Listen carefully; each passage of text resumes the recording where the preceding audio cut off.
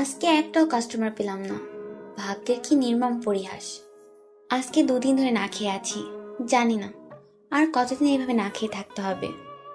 যদি আজকে একটা কাস্টমার পেতাম তাহলে খুব ভালো হতো। এই ক্ষুধা নিবারণ করতে পারতাম, কিছু টাকা পেতাম তার কাছ থেকে। হঠাৎ মেঘের গর্জন শুনে চোখ দুটো আকাশের দিকে অটোমেটিক চলে গেল। মেঘের গর্জন, বিদ্যুৎ চমকাচ্ছে আকাশে, ভারী বর্ষণ নামবে। এখন আমি এত রাত্রে কোথায় যাব? হঠাৎ করে দমকা হওয়া শুরু হয়ে গেল। আশ্রয় কিন্তু খুঁজতে হবে, তাই এদিক ওদিক তাকাতে লাগলাম। একটা দোকানের সামনে নিভু নিভু বাতি জ্বলছে। দৌড় দিয়ে সেখানে গিয়ে দাঁড়ালাম। গ্রাম থেকে আজকে শহরে আসলাম, এসে কোনো কাজ না পেয়ে রাস্তায় রাস্তায় ঘুরতেছি। হঠাৎ করে দমকা হওয়া শুরু হয়ে গেল, তাই দৌড়ে একটা দোকানের সামনে গিয়ে দাঁড়িয়ে পড়লাম। দোকানের সামনে গিয়ে দাঁড়িয়ে তো আমি অবাক। দোকানের সামনে গিয়ে দেখি একটা মেয়ে গুটিসুটি মেরে দোকানের এক সাইডে কাপটি মেরে বসে আছে। আমি তাকে কিছু জিজ্ঞেস করলাম না, হঠাৎ একটা অচেনা মেয়ের সাথে কথা বলা যাবে না। একটা ছেলে এসে আমার অপোজিট সাইডে দাঁড়িয়ে আছে। তার সাথে কি কথা বলবো? সে কি কোনো পতিতা খুঁজতেছে? তার সাথে একটু কথা বলে দেখি কি হয়। আচ্ছা, আপনি কি কোনো পতিতা মহিলা খুঁজছেন? মানে পতিতা মহিলা খুঁজবো কিসের জন্য? আমি আর পতিতা মহিলা দিয়ে কি হয়? যেভাবে কথা বলছিস মনে হয় কিছুই বুঝিস না। পতিতা মহিলাদের দিয়ে কি হয় জানিস না? আজব তো, আপনি এভাবে গায়ে পড়ে কথা বলতেছেন কিসের জন্য? আমি তো বললাম জানি না। তোকে তো দেখে মনে হচ্ছে তুই গ্রাম থেকে এসেছিস। আজকে প্রথম শহরে নাকি? জি, আজকে প্রথম। আমার সাথে যাবি? তোকে বুঝিয়ে দেব পতিতা মহিলাদের দিয়ে কি হয়। কিন্তু তার জন্য আমাকে কিছু টাকা দিতে হবে। আপনাকে আমি টাকা দেবো কিসের জন্য?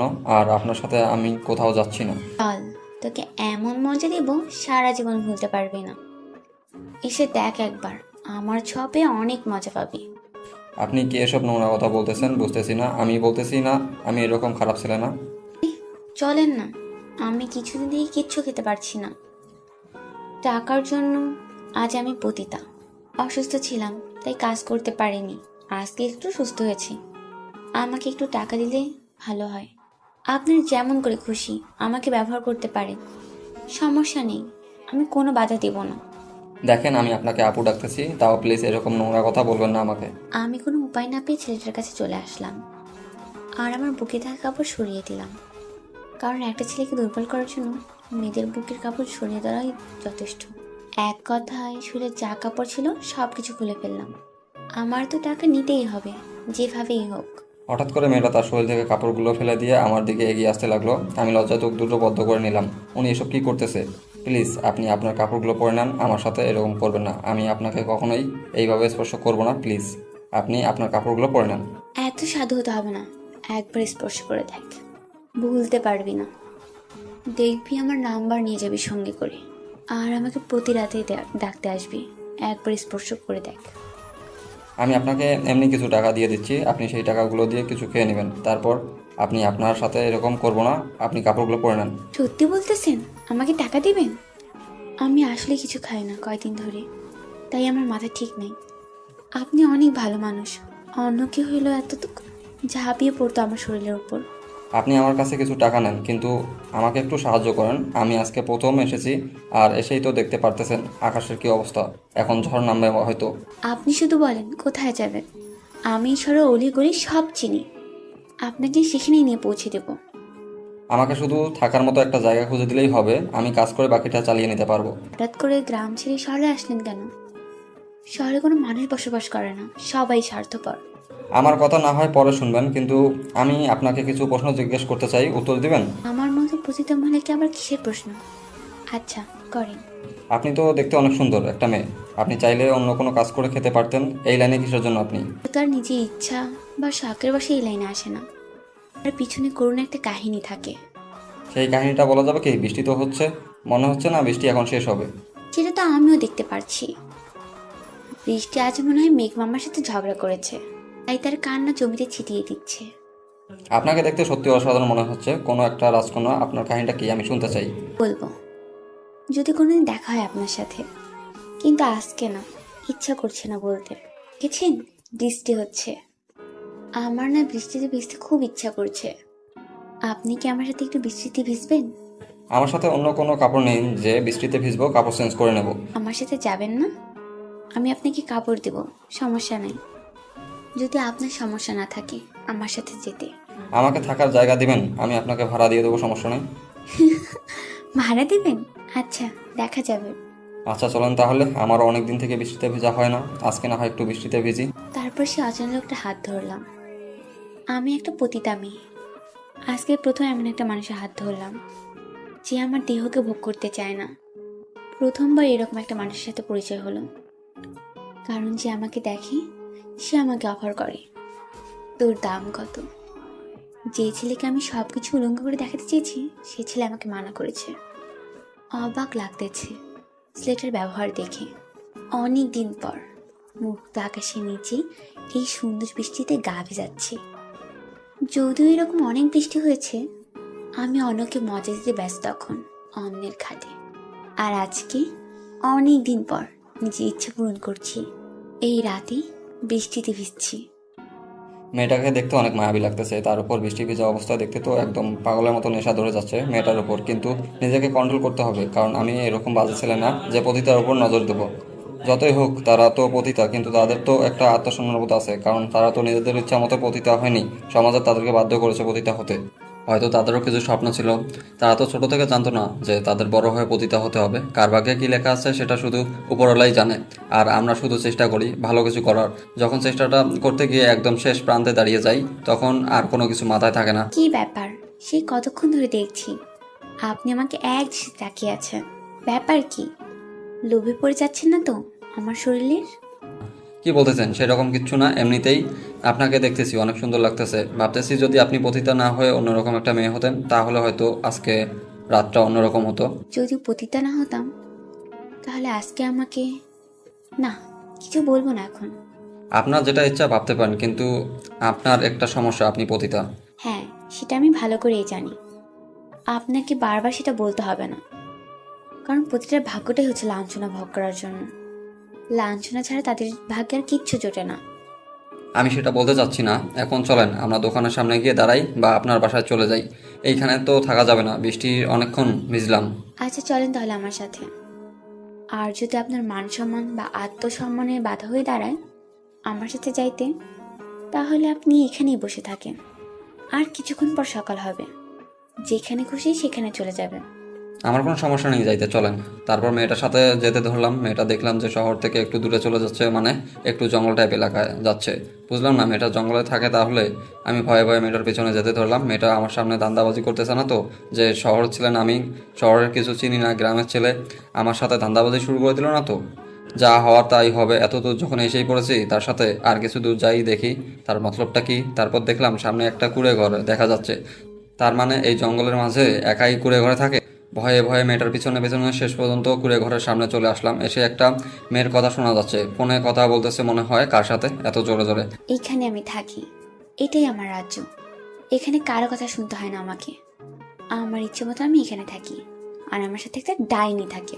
আপনার সাথে ডাইনি থাকে মানে? বুঝলাম না সঠিক। ভয় পাবেন না, মানুষই থাকে, কিন্তু আমি তাকে ডাইনি নামে সবসময় ডাকি, কারণ তার সাথে আমার সবসময় ঝগড়াঝাটি লেগে থাকে। ও আচ্ছা, চলেন তাহলে ভিতরে গিয়ে তার সাথে পরিচিত হওয়া যাক। তারপর আমি ছেলেটাকে নিয়ে আমার সেই কুড়ি ঘরে প্রবেশ করলাম। ঘরে প্রবেশ করে দেখি ডাইনির গায়ে কিচ্ছু নেই। তাই আমি ছেলেটার চোখ তাড়াতাড়ি হাতিয়ে ঢেকে ধরলাম, যাতে তাকে দেখতে না পায়। কিরে, তুই এটা কাকে নিয়ে এসেছিস? স্যার, আমাকে ডাকবি না? দেখতে পারছিস না আমার কি অবস্থা? সেটা তো দেখতেই পাচ্ছি। এখন তাড়াতাড়ি কিছু পরে নে। এসব কি পরে আছিস? কেন, তুই জানিস না আমি কি পরে থাকি? রাতে তুই একটা ছেলেকে নিয়ে এসেছিস কেন আমাদের এখানে? তোর সাথে এত কথা বলতে পারবো না। আগে শরীরে কিছু পরে নে, বুঝেছিস? তারপর পরে বাকি কথাগুলো বলা যাবে।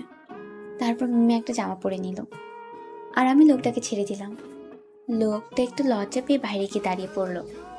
আমি তাকে কিছু বললাম না, সে বাইরে থাকুক, মিমির সাথে আগে কথা বলার দরকার নেই। কুত্তি কোথাকার, তুই জানিস না আমরা এখানে দুটো মেয়ে থাকি, আর মা পতিতা? একটা ছেলেকে নিয়ে এসেছিস, ব্যবসা করবি বাহিরে করবি, আমাদের ঘরে দেখানো কি আছে? ছেলেটা গ্রাম থেকে এসেছে, শহরে কিছু চেনে না, বিপদে পড়েছে, তাই আমার সাথে এসেছে। তার জন্য তুমি তাকে আমাদের বাসায় নিয়ে আসবি? সমস্যা কি? রাতে আমার সাথে থাকবে, আমার রুমে, আর তুই তোর রুমে যা ইচ্ছা তাই করতে পারিস। দেখে একটা কুত্তার বাচ্চা আমার সাথে কথা বলতেছে না, রাগ উঠে গেছে। এখন তোর সাথে কথা বলে আর রাগ বাড়াতে চাচ্ছি না। তোর যা ইচ্ছা তুই তাই কর, আমাকে আমার মতন থাকতে দে। তোদের নিয়ে আর পারি না। আমার ঝগড়া হয়েছে, তোদের মধ্যে আবার কি নিয়ে ঝগড়া শুরু হলো? সেটা পরে শুনতে পারবি।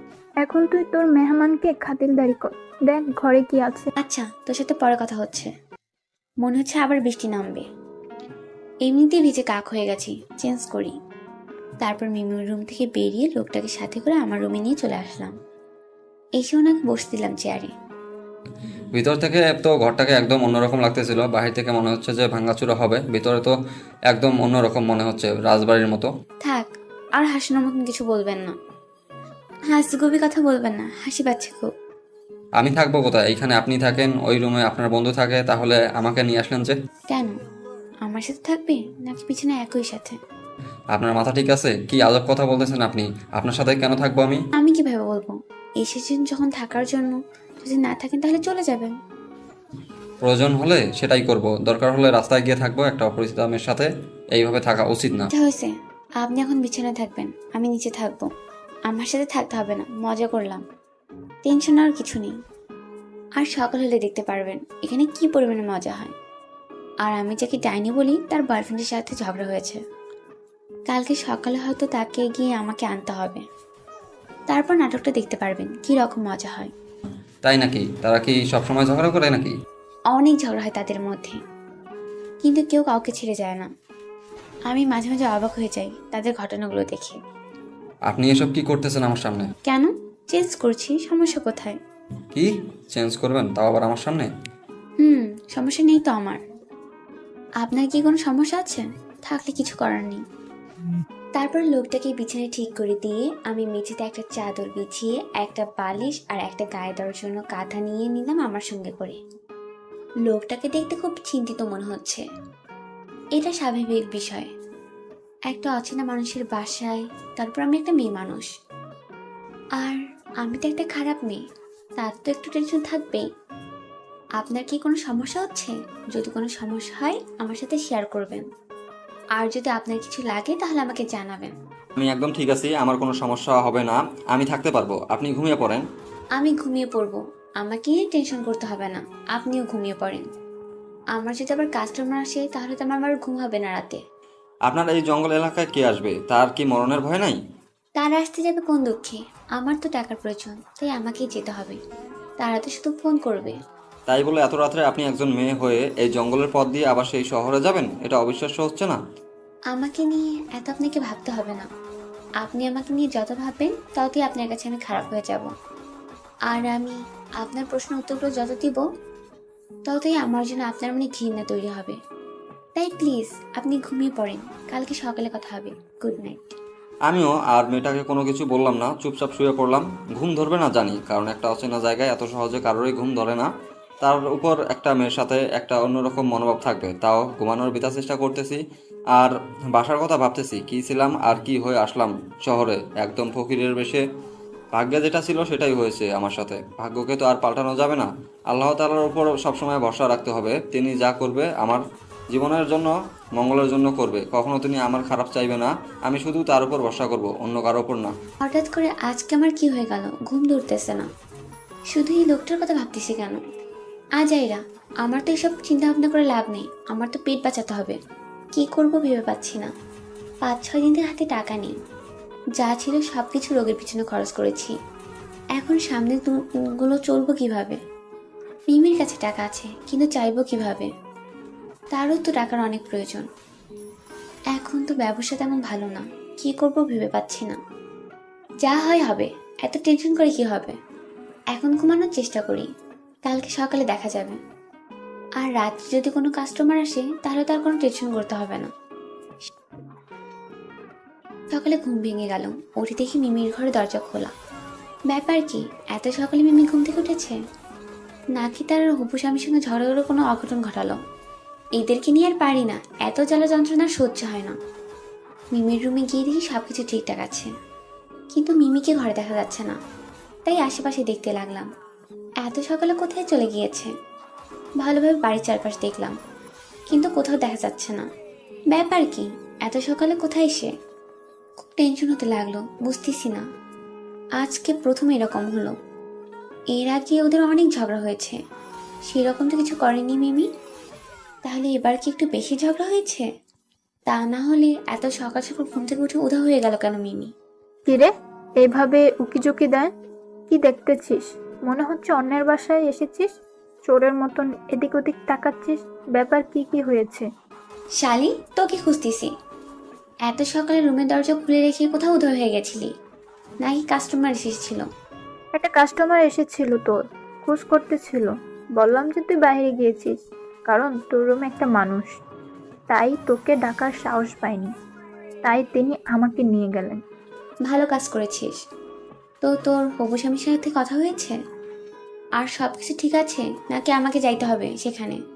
তোকে কিছু করতে হবে না, পরে কথা হয়েছে, সব ঠিক আছে। সে একটু ব্যবসার কাজে ব্যস্ত, বিকালে এখানে আসবে, তখন কথা হবে। আর সে বলতেছে আমাকে নাকি তাড়াতাড়ি তার ঘরে নিয়ে যাবে, কারণ রান্না করার মতো নাকি তার এখন কেউ নেই। আমার সাথে আর চাপাবাজি করতে হবে না। বুঝি আমি ছোট বাচ্চা না। রান্না করার মানুষ নাই নাকি কিসের মানুষ নাই সেটা তো আমি বুঝতেই পারছি। তোকে ছাড়া তার আর থাকা হচ্ছে না। কষ্ট হচ্ছে খুব তোকে ছাড়া থাকতে, তাই নিয়ে যাচ্ছে তোকে। ভালো খবর। তাহলে সেই সুখে মিষ্টি নিয়ে আয় বাজার থেকে। মিষ্টি মুখ কর আমাদের। সবাই একসাথে হোক, তারপর সবাইকে একসাথে মিষ্টি মুখ করাবো। এখন ফ্রেশ হব, তুই গিয়ে তোর মানুষটার জন্য কিছু নিয়ে আয়। এই নে টাকা। আমি ভালো করে জানি তোর কাছে টাকা নাই, কিন্তু আমার কাছে তুই টাকা চাইবি না, সেটা আমি ভালো করে জানি। এই টাকাগুলো তোর, কারণ কাস্টমারটা তোর জন্য এসেছিল, টাকার প্রয়োজন হবে তোর, তার জন্য আমি গিয়েছি। আমার কাছে যে টাকা আছে তাতেই চলবে। কয়েকদিন তুই গিয়েছিস, তোর কাছে টাকাটা রেখে দে, আমার লাগবে না। আমি কোনো কথা শুনতে চাচ্ছি না। এই নে তোর টাকা, আর তোর যা ইচ্ছা কিন। এই নে তোর কাস্টমার, খাতিরদারি কর।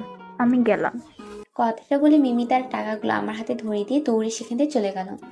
পাগলি মেয়ে, আমার আবদারগুলো অনেক পূরণ করে দিয়েছে, আমিও করেছি, কিন্তু তার তুলনায় অনেক নগণ্য। জঙ্গল থেকে বেরিয়ে একটা দোকান পাওয়া যায়, সেই দোকান থেকে লোকটার জন্য কিছু নাস্তা নিয়ে আসলাম। কারণ লোকটা হয়তো কালকে রাত থেকে কিছু খায়নি, কারণ কালকে রাত্রে তাকে আমি কিছু খাইতে দেইনি। আমার ঘরে কিছু ছিল না, লজ্জায় বলতে পারিনি। আমি দোকান থেকে ফিরে এসে দেখি লোকটা ঘরের মধ্যে বসে আছে। লজ্জায় হয়তো বাইরে যেতে পারিনি। কালকের যে ঘটনা ঘটেছিল মিমির সামনে, তাই হয়তো লজ্জায় ঘর থেকে বের হয়নি। আপনি এভাবে ঘরে একা একা বসে আছেন কেন? বাইরে বেরিয়ে একটু হাঁটাহাঁটি করলে ফ্রেশ লাগতো আপনাকে। সমস্যা নেই, আমি এইভাবে ঠিক আছি। আপনাদের কাজের শেষ হলে এখন নাকি অন্য কোথাও যাবেন? আজকে কোথাও যাচ্ছি না, কারণ একটু পর মিমির হবু স্বামী আসবে। মিমিকে বলেছে তাকে নাকি তার ঘরে নিয়ে যাবে খুব তাড়াতাড়ি, তাই আজকে কোথাও যাব না। এটা তো অনেক বড় খুশির সংবাদ আপনাদের জন্য। আপনাদের জীবনে অন্যরকম, তাই না? স্বাভাবিক মানুষের থেকে তো অন্যরকম। ভাগ্যকে অনেক পরিবর্তন করার চেষ্টা করেছি, ভেবেছিলাম এই পথে আর কখনো আসবো না, কিন্তু ভাগ্য এই পথেই নিয়ে এসেছে। চাইলে তো ভালো হয়ে যেতে পারেন, তাহলে এই পথে কিসের জন্য? ফিরে আসেন। সমাজের মানুষ তো আর আমাদের ভালো চোখে দেখবে না। আমরা সমাজের ভিতরে গেলে আমাদের বেশ্যা পতিতা আর কত কি বলে আখ্যায়িত করে। এসব নিয়ে মন খারাপ করবেন না, আপনি ভালো হওয়ার চেষ্টা করেন, দেখবেন সমাজের লোক আপনাকে একদিন না একদিন সবাই ভালো হিসেবে গণ্য করবে। এসব নিয়ে আর কোনো কথা হচ্ছে না। সামনে বেরিয়ে ডান সাইডে দেখেন টিউবওয়েল আছে, সেখানেই ফ্রেশ হয়ে নেন। আমি নাস্তা রেডি করে নিয়ে আসছি। আপনার সাথে কিছু কথা ছিল। আমি কিভাবে এখানে থাকবো না থাকবো, আপনাদের হিসাব কিভাবে আমাকে মেটাতে হবে, সেগুলো তো আমাকে জানতে হবে। মাসের শেষে তো আপনাদের টাকা পরিশোধ করতে হবে আমাকে। আপনার ইচ্ছা, আপনার যদি ইচ্ছা হয় টাকা দেবেন, না হলে এমনিতেই থাকবেন। টাকার দরকার নেই আমাদের, আপনি থাকবেন, তাতেই আমাদের চলবে, কোনো সমস্যা হবে না। আপনার যদি সমস্যা হয় আপনি ছেড়ে চলে যাবেন। সেরকম কিছু না, আমি চলে যাওয়ার জন্য এখানে আসিনি। আর কথা হচ্ছে, আপনার টাকা কেন নেবেন না আপনি? আমি তো এখানে ভাড়া থাকবো, তাই না? আচ্ছা, সেটা নিয়ে পরে কথা বলা যাবে, এখন এসব নিয়ে কথা বলতে চাচ্ছি না। আপনি বাইরে গিয়ে ফ্রেশ হয়ে নেন, আমি নাস্তা রেডি করে নিয়ে আসছি। তারপর লোকটা চলে গেল বাইরে, আর আমি তার জন্য যে নাস্তাগুলো নিয়ে এসেছিলাম সেগুলো সব রেডি করতে লাগলাম। রেডি করা শেষ করে বিছানার উপর রেখে দিলাম। আমরা তো আর অন্য রকম মানুষের মতন সাধারণ জীবনযাপন করি না যে ঘরের মধ্যে টেবিল চেয়ার রাখবো। এমনিতেই সিম্পলভাবে বিছানার উপর সব কিছু রেখে দিলাম। দেখলাম যে উনি রুমে চলে আসলেন, ওনাকে দিলাম। উনি কিছু খেলেন, কিছু খেলেন না, বাকিগুলো রেখে দিলাম। আপনি কিছু খাইলেন না? এখন আপনি কিছু খেয়ে নেন, বা আপনার যে বোন আছে বা আপনার যে বন্ধু আছে তাকে সঙ্গে করে কিছু খেয়ে নেন। আমি একটু বাইরে হাঁটাহাঁটি করে দেখি জায়গাটা। আমি চকলেটে খেয়ে নিয়েছি, আর আমার বোন সেও খেয়ে নিয়েছে। একটা কথা বলবো, যদি রাগ না করেন? রাগ করার কি আছে? আপনার মনে বা মুখে যা আসে সব কিছু বলে দিবেন, সমস্যা নেই। রাগ করবো কিসের জন্য আমি? আসলে আপনি তো এই জায়গায় কিছু চেনেন না। আপনার সাথে যদি আমি চাইতাম, আপনার কি কোনো সমস্যা হবে? কারণ আমি তো পতিতা, আপনার সমস্যা হতে পারে। আরে কি সব বাজে কথা বলতেছেন বারবার? পতিতা পতিতা নিজেকে দাবি করবেন না তো। চলেন তাহলে, আমারও একাকিত্ব লাগবে না, আপনার সাথে কিছু কথা বলা যাবে, আপনাদের সম্পর্কে কিছু জানা যাবে আমার। চলেন তাহলে। তারপর লোকটার সাথে হাঁটতে ধরলাম। হাঁটতেছি, লোকটার সাথে খুব ভালো লাগতেছে।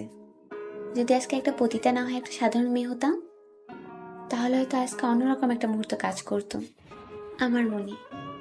কিন্তু এখন নিজের মনে শুধু একটাই গুণগান, তুই পতিতা, তোর মনে এরকম স্বপ্ন মানায় না। সবাই তো শুধু আমাদের উপরের ব্যবহারটাই জানে, আমাদের মনের কথাগুলো তো জানে না। আমরা কেন পতিতা হলাম? আসলে আমরা কি নিজ ইচ্ছে পতিতা হলাম, নাকি আমাদের সমাজ বাধ্য করেছে পতিতা হওয়ার জন্য? সেটা তো কেউ জানে না। কি ব্যাপার, আপনাকে দেখে মনে হচ্ছে কোনো একটা বিষয় নিয়ে খুব চিন্তা করতেছেন। আমাকে কিছু বলা যাবে? আমি আবার কি নিয়ে চিন্তা করব?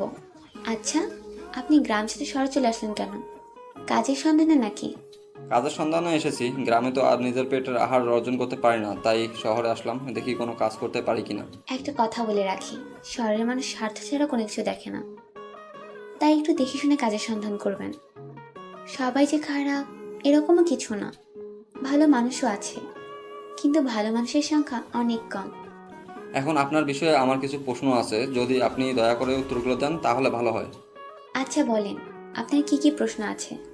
আমি যথেষ্ট চেষ্টা করব আপনার সব প্রশ্নের উত্তর দেওয়ার, কিন্তু এমন কিছু প্রশ্ন করবেন না যেগুলো উত্তর দিতে পারবো না। তারপর আমি লোকটার পাশাপাশি হাঁটতে হাঁটতে একদম নির্জন জঙ্গলে চলে এসেছি। আর হাঁটতে ইচ্ছা করছে না, তাই আমি একটা গাছের নিচে বসে পড়লাম। এই নির্জন জঙ্গলে এত এসেছি, তাই আর ভয় লাগে না। ভয় যেটা ছিল সেটা প্রথম দুই একবার আসার পর এখন আর সেই ভয়টা কাজ করে না। বসে পড়লেন যে, ক্লান্ত লাগছে নাকি আপনার? অনেক হেঁটেছি আপনার সাথে, আর হাঁটতে ইচ্ছা করছে না, পা ব্যথা করতেছে এখন। আপনি আশেপাশে হাঁটাহাঁটি করে দেখতে পারেন, আমি এখানে বসে আছি। মাথা ঠিক আছে আপনার? আপনি আমার সাথে আছেন বিধায় আমি এত গভীর জঙ্গলে এসেছি, তাও আপনার সাহসে। আমি তো কখনো এরকম গভীর জঙ্গলের ভিতরে আসতাম না আপনি না থাকলে। বলেন কি, একটা পুরুষ মানুষ এতটা ভীত হয় কিভাবে? সেটা আমি জানি না, কিন্তু আমি কখনো এরকম গভীর জঙ্গলে প্রবেশ করিনি, তাই আমার ভয় করতেছে কখন কোন দিক থেকে হিংস্র প্রাণী এসে আঘাত করে আমার উপর। ভয় পাবেন না, এখানে কোনো হিংস্র প্রাণী থাকে না।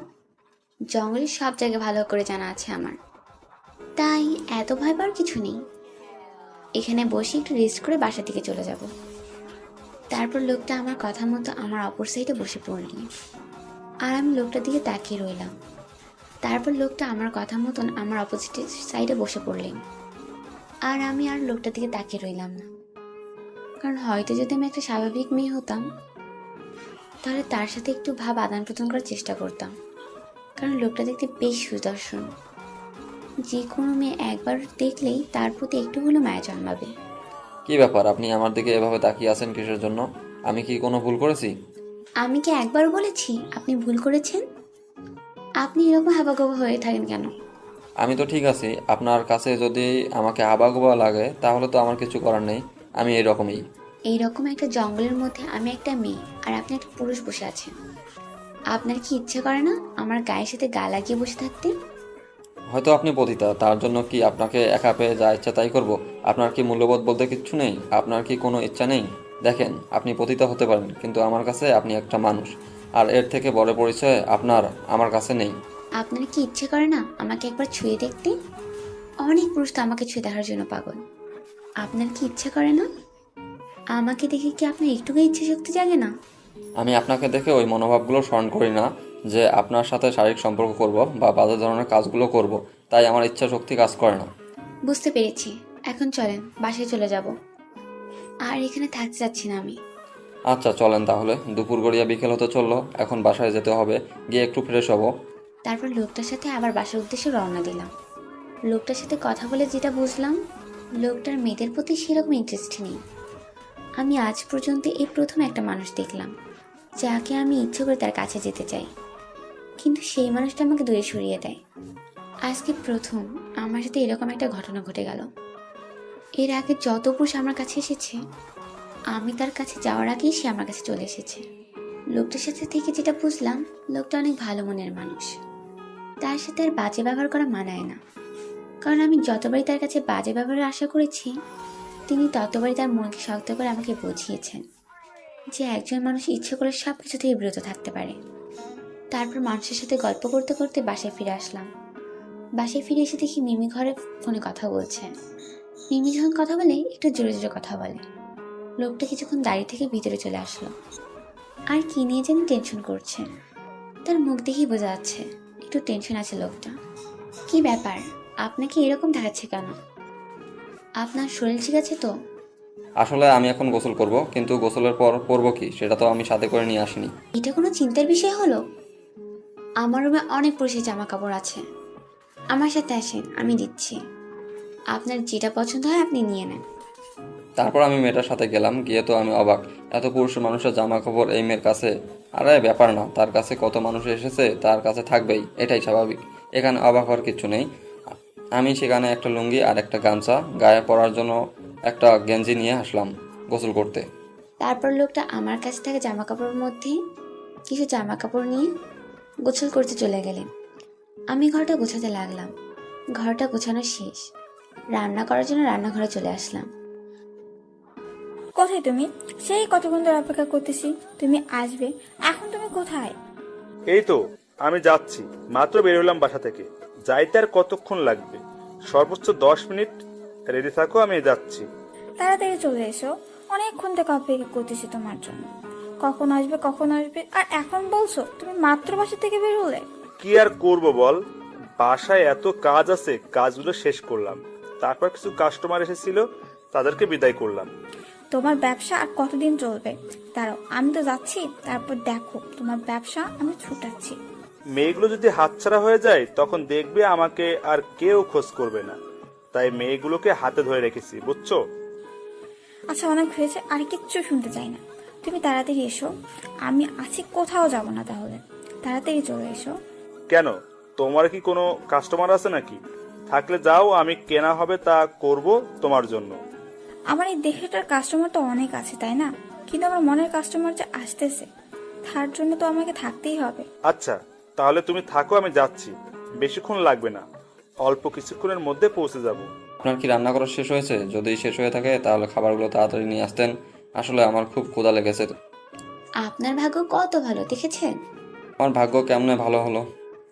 এখানে একটা ফাও কাজের মেয়ে পেয়ে গেলেন, তাই না? আপনাকে তো আর রান্না করতে হবে না। আমি আপনার টাকা দিয়ে দেবো, সমস্যা নাই। কাল সকালের কাজের সন্ধানে বের হব। আপনি তো অনেক খারাপ একটা মানুষ। আমি কি বলেছি আমাকে টাকা দিতে হবে? আমি তো এমনি আপনার সাথে মজা করছিলাম, এখন দেখছি আপনি সিরিয়াসলি নিয়ে নিয়েছেন। কথাটা আমি একটু মজা করে বলেছিলাম, সিরিয়াসলি নেওয়ার কোনো দরকার নেই। আমি সেটা বলতে চাচ্ছি না, আপনি তো আমাকে সাহায্য করছেন, তাই না? আর আপনাকে যে কি বলে ধন্যবাদ দেব সেই ভাষা আমি খুঁজে পাচ্ছি না। ধন্যবাদ দিতে হবে না, দেখবেন আপনি আমাকে একদিন সাহায্য করবেন। হয়তো আমি একদিন বিপদে পড়ে আপনার কাছে যেতে পারি। আচ্ছা, সেদিন দেখা যাবে। আপনি কিছু খাইলেন না যে? আমার খুব ক্ষুধা লেগেছিল, তাই রান্নাঘরে বসেই খেয়ে নিয়েছি। আপনি খাওয়া দাওয়া শেষ করে একটু বিশ্রাম করেন, আমি মিমির সাথে একটু কথা বলে আসি। আচ্ছা, আপনার হাতের রান্নার প্রশংসা করতেই হবে। আল্লাহ ভালো জানে আপনার ভিতরে আর কত ধরনের গুণ রয়েছে। আমার ভিতরে নাকি গুণ থাকবে? অনেকে খুশি করাই আমার একমাত্র কাজ। সবসময় এই বাজে জিনিসটাকে টেনে আনেন কিসের জন্য? আচ্ছা, আমার ভুলে গেছে, আর কখনো বলবো না আপনার সামনে এগুলো কথা। এখন আপনি বিশ্রাম করেন, আমি তাহলে মিমির সাথে গল্প করে আসি। কথাটা যেন মাথায় থাকে, বুঝছেন? আমার সামনে যদি আর কখনো এসব কথা শুনছি তাহলে ভালো হবে না। আচ্ছা, আপনার সঙ্গে আমি এই কথাগুলো তুলতেছি না, এখন আপনি বিশ্রাম করেন। অযথা আমার সঙ্গে কথা বলে আপনার ক্লান্ত শরীরটা আরো ক্লান্ত করার দরকার নেই। তারপর আমি সেখানে আর কোনো কথা না বলি মেয়েটার ঘরের উদ্দেশ্যে চলে আসলাম। মেয়েটার ঘরে প্রবেশ করে দেখি মিমির অবস্থা নাজেহাল। এই মেয়েটা এত ছোট ছোট কাপড় পরে কেমনে থাকে বুঝি না। আমি কখনই কাপড়গুলো পরে থাকতে পারি না, একবার পরেছিলাম, আমার যে কি অবস্থা হয়েছিল সেটা আমিই জানি। কি রে, এভাবে শুয়ে আছিস কেন? আর এগুলো কি পরে আছিস, শরম করে না তোর? কি বলছিস, মাথা ঠিক আছে? আমাদের পরিচয় ভুলে গিয়েছিস? আমরা এরপরে ওনার স্ত্রী অসুস্থ থাকতো, শারীরিক সমস্যাগুলো থাকতো। হাজি সাহেব আসাতে তার স্ত্রীর অনেকগুলো রোগ ব্যাধি দূর হয়ে যায়। এরপরে ওনার মেজমে একটা ছিল জান্নাত। উনি যখন রাত্রে ঘুমাতো ওনার বালিশের ভিতরে অনেকগুলো টাকা পাওয়া যেত। তো প্রায় বেশ অনেক দিনই অনেকগুলো টাকা পাওয়া যেত। এবং ঘরটা তো কিছু উন্নত ভাব, ওস্তাদজিরও কিছু অন্যরকম উন্নত ভাবের প্রকাশ দেখাতে, তো ওস্তাদজি আবার হাজি সাহেবের প্রতি অনেক সন্তুষ্ট ছিল। জি। তো এবার ঈদের ছুটিতে, মাদ্রাসা ছুটিতে, ওস্তাদজির বাড়ি ছিল চাঁদপুর। উনি এখানেও ওনার মহিলা মাদ্রাসা আছে। তো উনি ছুটি বাড়িতে তার পরিবারকে সবাইকে নিয়ে সেই দেশে বাড়িতে যান বেড়াতে। জি। তো সেই হাজি সাহেব ওস্তাদজি ওইখানকার মসজিদে ঈশান নামাজ পড়ার পরে তার সাথে সাক্ষাৎ হয়। তো ওস্তাদজি অবাক হয়ে যায়, হাজি সাহেব এখানে কেন? উনি তো ঢাকায় আমাদের কাছে বয়স্ক লোকদের সাথে আরবি পড়তে বসে, বা আমার ফ্যামিলিতে ঢাকায় আসে, কিন্তু উনি চাঁদপুরে এই রাত্রে ঈশান নামাজ পড়ে আমার মসজিদে। উনি দেখে খুব খুশি যেমন হন এবং অদ্ভুত হন উনি, যে উনি কি করে আসলো, অবাক হয়ে যায়। তো ওনাকে এই কথা জিজ্ঞেস করেন যে হাজি সাহেব আপনি এখানে কেন? তো উনি বলতেছে আমি সবখানেই যেতে পারি। আচ্ছা। তো সেটা আবার ওস্তাদজি মাথা ভিতরে আনেনি যে উনি কথাটা কেন বলতেছে যে আমি সবখানে যেতে পারি। হাজি সাহেব বলতেছে আমি সব জায়গায় যেতে পারি, সব জায়গায় আমার যাওয়া যায়। তো বলছে ঠিক আছে আপনি আসছেন, আমার বাসায় আসেন, বেড়াই দিয়ে যান। তো ওস্তাদজির ঘরে নিয়ে যাওয়া হয়। সেখানে উনি কিছুক্ষণ কথাবার্তা পড়ে এবং তার মাদ্রাসাতেও, যে মাদ্রাসা মহিলা মাদ্রাসা আছে সেখানে নিয়ে বসায় দফতরে। কিন্তু ঘটনা হঠাৎ রাত্রিবেলা যেটা ঘটে, জান্নাত অর্থাৎ মেজো মেয়েটাকে খুঁজে পাওয়া যাচ্ছিল না। হাজি সাহেবও সেখানে নেই এবং তার মেজো মেয়ে উনিও নেই। সে জান্নাতকে খুঁজে না পাওয়াতে ওস্তাদজির কাছে খবর আসলো যে আমরা খুঁজে আশপাশে তার আত্মীয় স্বজন সব বাড়িতে তালাশ করলাম, রাত হয়ে যাচ্ছে, মেয়েটাকে তো খুঁজে পাচ্ছি না। জি। তো ওস্তাদজিও হলো যে হাজি সাহেবকে তো বিদায় যাওয়ার আগে তো দেখলাম না, তো হাজি সাহেবও নেই, ওনার মেয়েটাকেও তালাশ করতে যাচ্ছে না। তো হাজি সাহেবের আবার একটি মাসালা জানা ছিল, সেটা হচ্ছে সূরা ওয়াদ-দুহা এক বসায় 2000 বার পড়লে নিখোঁজ ব্যক্তির সন্ধান মেলে। আচ্ছা। তো ওস্তাদজি অজু করে সেই দুহা সূরাটা পড়া শুরু করে দিল। যখন পড়তেছিল বেশ সম্ভবত কয়েকবার পড়াতেই নাকি সেই জিন অর্থাৎ হাজি সাহেব, জি, উনি হাজির হয়ে গেলেন। হাজির হয়ে বলতেছেন ওস্তাদজি আপনি কেন চিন্তিত হচ্ছেন, আপনি পরেশান কেন? আপনার মেয়েটাকে আমি নিয়ে গেছি। এই কথা শোনার সাথে সাথে ওস্তাদজি নাকি উনি অজ্ঞান হয়ে যান, অচেতন হয়ে যান। তখন তার ফ্যামিলি সবাই আসে, আসার পরে পানি দেয় এবং যখন সে চোখটা খুলে জ্ঞানটা ফিরে আসে তখন এই ওস্তাদজি বলে সবাইকে, এই তোমরা এখন কেউটা আমার মেয়েকে নিয়ে ভাবনা না, কেউ আমার মেয়েকে খোঁজো না, আমি বুঝতে পারছি কি হয়েছে, তোমরা তোমাদের কাছে থাকো, আমি পরে দেখবো। ওস্তাদজি শুধু এই কতটুকু বলার পরে রাত্রিতে সে অজু করে মানে 2 রাকাত নামাজ পড়ে আল্লাহ সাহায্য নেন। সেখানেও সেই হাজি সাহেব হাজি এসে বলতেছে যে ওস্তাদজি আপনি কেন চিন্তা করতেছেন, আমি আপনার মেয়েকে আমি সাথে করে নিয়ে গেছি, আমি জিন এবং আমি আপনার কাছে লেখাপড়া, আমি কোরআন শিখতাম, আমি আপনার কাছে আসছি, ওকে আমার খুব পছন্দ, আমি আপনার শহরে যেগুলো হতো সব আমি করে দিতাম। তো বলতেছে আপনি এখন ঢাকায় ফিরে যান, ওই ঢাকা ফিরে গেলে আমি সেইখানে আপনার মেয়েকে ফিরিয়ে দেব। তো ওস্তাদজি বলতেছে এটা কেমন, তুমি অনেক বয়স্ক। তখন জিজ্ঞেস করলো তুমি কার সাথে কিভাবে থাকলা, কি কোথায় আসো? তখন সেই উনি বলতেছে যে আমার নাম রফিকুল্লাহ। সেই জিনটা বলতেছে যে আমার নাম, হ্যাঁ হ্যাঁ, বলতেছে যে রফিকুল্লাহ এবং আমার মাও আমার সাথে থাকে এবং 900 বছর বয়স, উনি অনেক বড় আলেম, অনেক ভাষা জানে। এরপরে উনি বলতেছে আপনি যদি ঢাকা ফিরে যান সেখানে আপনার মেয়েটাকে ফিরিয়ে দেব। তো ওস্তাদজি দিনের বেলাতে কাউকে ওনার পরিবারকে বলেন তোমরা আইসো, আমি এখন ঢাকা চলে যাই। উনি ঢাকায় আসেন, আসার পর ওনার মাদ্রাসাতে খুলে যখন আসেন তখন রাত্রিবেলা তার মেয়েকে ছাদের উপরে দিয়ে যাওয়া হয়। তো কিন্তু তার ওস্তাদজির কাছে একটা অনুরোধ সেটা থাকে যে এই মেয়েটাকে বিবাহ দেওয়া যাবে না। আচ্ছা। যে আপনি মেয়েটাকে বিবাহ দিতে পারবেন না কোথাও, এবং আমাকে এর কাছ থেকে আলাদাও করতে পারবেন না, আমি ওর সাথে সব সময় থাকবো, একে ছাড়বো না কোনো দিনও। তো ওস্তাদজি আমাকে ডাকাইছিল, যে ওস্তাদজি ডাকাইছে, আমি ওনার কাছে কিতাবও পড়ছি, উনি আমার শিক্ষক। সেই ওস্তাদজি আমাকে নিয়ে বসাইলে বললো যে দেখ বাবা এরকম এরকম সমস্যা পড়ে গেছি, তুমি একটু কথা বলো এবং দেখো কি করা যায়। তো আমরা তার সাথে কথা বলি, তো উনি একটি কথাই আর কি আমাদের কাছে অনুরোধ রাখে যে আমি জান্নাতকে কোনোদিন হারাবো না, আমি জান্নাতকে কোনোদিন ছাড়বো না, আমি জান্নাতের সাথেই থাকবো এবং ওকে বিবাহ দেওয়া যাবে না, আমি ওর কোনো ক্ষতি করব না, ও যেভাবে আছে সেভাবে ঠিক থাকবে, কিন্তু ওকে কোনোদিন বিবাহ দেওয়া যাবে না। তো আমি পরবর্তীতে বলছি ঠিক আছে এখন আপনি চলতে থাকেন, যেহেতু আপনি একটি বয়স্ক জিন, খুব বৃদ্ধ, আর ও তো এখনো অল্প বয়সের একটা মেয়ে, বলছে কোনো সমস্যা নেই, আমি ওর কোনো ক্ষতি করতে যাব না। এই ঘটনাটা এটাই ছিল আমার। Thank you so much, thank you আপনার ঘটনার জন্য। আপনাকে অনেক ধন্যবাদ। আমরা চলে যাব একটু ফুর্তি, রেডিও ফুর্তির পেজটাতে, এবং সেইখানে আমরা দেখতে পাচ্ছি যে অনেকেই আমাদেরকে লিখছেন। আমি একটু আগে যে আমাদের ভূত এফএমের পেজটা রয়েছে সেখান থেকে পড়ছিলাম, এবং এই মুহূর্তে দেখতে পাচ্ছি আমাদের এইখানে অনেকে আছেন। রেজওয়ান রৌয়া আমাদের সঙ্গে আছেন, রাজশাহী থেকে শুনছেন তিনি। আমাদের সঙ্গে আরও অনেকেই এই পেজটাতে কিন্তু আছেন, যেমন আরাফ বিন মাসুদ, তিনি আছেন আমাদের সঙ্গে। সাজ্জাদ কবির জিম আছেন, তানভীর, এবং তিনি বলেছেন আপনি কি ভূত দেখেছেন? আমরা তো জানি ভূত বলে কিছু নেই, ভূত বলে কিছু নেই, সেই প্রশ্নের উত্তর আমি দিব না। তবে ভয় বলে কিছু আছে এটা তো বিশ্বাস করেন, মানে নাকি ভয়ও আপনার লাগে না? তাহলে অবশ্য কিছু বলার নেই। আমি ভূত আছে কি নেই সেই তর্কে যাব না। জিনের ব্যাপারটা তো আপনারা সবাই জানেনই, কিন্তু ভয় যে আছে এটাকে আপনি অস্বীকার করতে পারবেন না।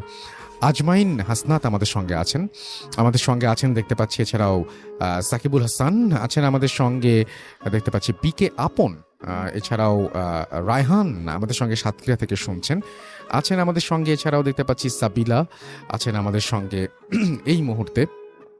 এমডি আব্দুল্লাহ আল মামুন আছেন, অভিজিৎ দে ওকে আছেন আমাদের সঙ্গে দেখতে পাচ্ছি। এমডি ইমাম হোসেন, এছাড়াও স্বপ্নীল রাজু আছেন আমাদের সঙ্গে। অনির্বাণ সাহা আছেন, চয়ন আহমেদ আছেন আরিয়ান রোমেজ, শিহাম SRK আছেন, শরীফুল ইসলাম মামুন, শুভ এমডি হাসান আছেন, আফরিদা জামান আমাদের সঙ্গে আছেন এমডি অভি, এছাড়াও এমডি জাহিদ আমাদের সঙ্গে আছেন, সৈকত আমাদের সঙ্গে আছেন ইফতি মহসিন, এছাড়াও মারজিয়া মারিজা আফরিন রিমু আমাদের সঙ্গে আছেন, এমডি ইমন আমাদের সঙ্গে আছেন, বিপ্লব ওঝা আমাদের সঙ্গে আছেন, এই মুহূর্তে আছেন এমডি আলামিন ঢাকা থেকে শুনছেন, মিল্টন অন্তরা ভালো লাগছে তিনি লিখেছেন, রিয়াজ আমাদের সঙ্গে আছেন, শাফিন আল ফরিজ আমাদের সঙ্গে আছেন, ইয়েস ইমন আছেন আমাদের সঙ্গে, তানভীর মণ্ডল আছেন আমাদের সঙ্গে আরও অনেকেই আছেন। সবার কাছেই আসবো, সবার কথাই ইনশাল্লাহ বলবো। তবে এবার চলে যাব আরও একটি ঘটনায়। এটি আফনান ভাইয়েরই একটি ঘটনা, এবং এই ঘটনাটি কিন্তু আগের চাইতে তুলনামূলকভাবে বড়। আগের ঘটনা ভালো লেগেছে, এই ঘটনা তো ডেফিনেটলি ভালো লাগবে। চলুন শুনে আসি আফনান ভাইয়ের কাছে। আফনান ভাই, থ্যাংক ইউ সো মাচ আরও একটা ঘটনা নিয়ে আসার জন্য। পরপর দুটি ঘটনা আপনি আজকে আমাদের শোনাবেন। প্রথম ঘটনাটি অলরেডি আমরা অনেক প্রশংসা পেয়েছি, সেকেন্ড ঘটনাটিও আশা করছি অনেক ভালো হবে। ধন্যবাদ রাসেল ভাই। আমি গত মাসের একদম শেষ দিকে খুলনাতে গিয়েছিলাম ক্লাস নিতে। তো খুলনাতে আমাদের রেডিও ফুর্তি স্পেশালি এই ভূত এফএমের অনেক ফ্যান। তো আমি ওখানে গেলেই মোটামুটি অনেকের সাথে দেখা হয়। তো ওখানে স্পেশালি এক ভাই আছে সৈকত ভাই, উনি আসেন আমার সাথে দেখা করতে। তো সৈকত ভাই একটা ছেলেকে নিয়ে আসছিল, নাম হলো রূপম। তো এই রূপমের কাছ থেকে রাসেল ভাই ঘটনাটি কালেক্ট করেছি। ওকে, তো ওই আমাকে এই ঘটনাটি বলেছে। ঘটনাটি শুনে আমার কাছে খুব অদ্ভুত লেগেছে। আমি রাসেল ভাই আমি শিওর না যে আমি এই ঘটনার কাছাকাছি কোনো ঘটনা এর আগে আমি বলেছি কি না, আমার ঠিক মনে পড়ছে না। তবে রূপম বেশ ইনশিওর করেছে, মানে ঘটনার একদম মানে প্লেস থেকে শুরু করে এভরিথিং সবকিছু। আমি এখন রাসেল ভাই সরাসরি ঘটনাতে চলে যাচ্ছি। ঘটনাটির সময়টা রাসেল ভাই 1996 কি 98 এই সময়ের দিকে। ঘটনাটির স্থান হলো গোপালগঞ্জের কোটালীপাড়ার আমবাড়ি নামক স্থান আছে সেখানে। আমি যদিও কখনো রাসেল ভাই যাই নাই, হয়তো বা যারা আছেন হয়তো বা শুনে থাকবেন আর কি ওই জায়গার। তো ওই জায়গার ঘটনা। তো এই সময়টায় মানে ছিল ধরেন যে ওই যে কালবৈশাখীর বা বৈশাখ মাসের এই সময়টাতে আর কি, যখন মোটামুটি বজ্রপাত হয়। তো এর মধ্যে কি হয়েছিল ভাই, বজ্রপাতে ওই এলাকার একজন লোক মারা যান। উনি ছিলেন কৃষক, মোটামুটি কৃষিকাজ করার সময় মারা যান আর কি বজ্রপাতে। তো স্বাভাবিকভাবেই তাকে দাফন করা হয়।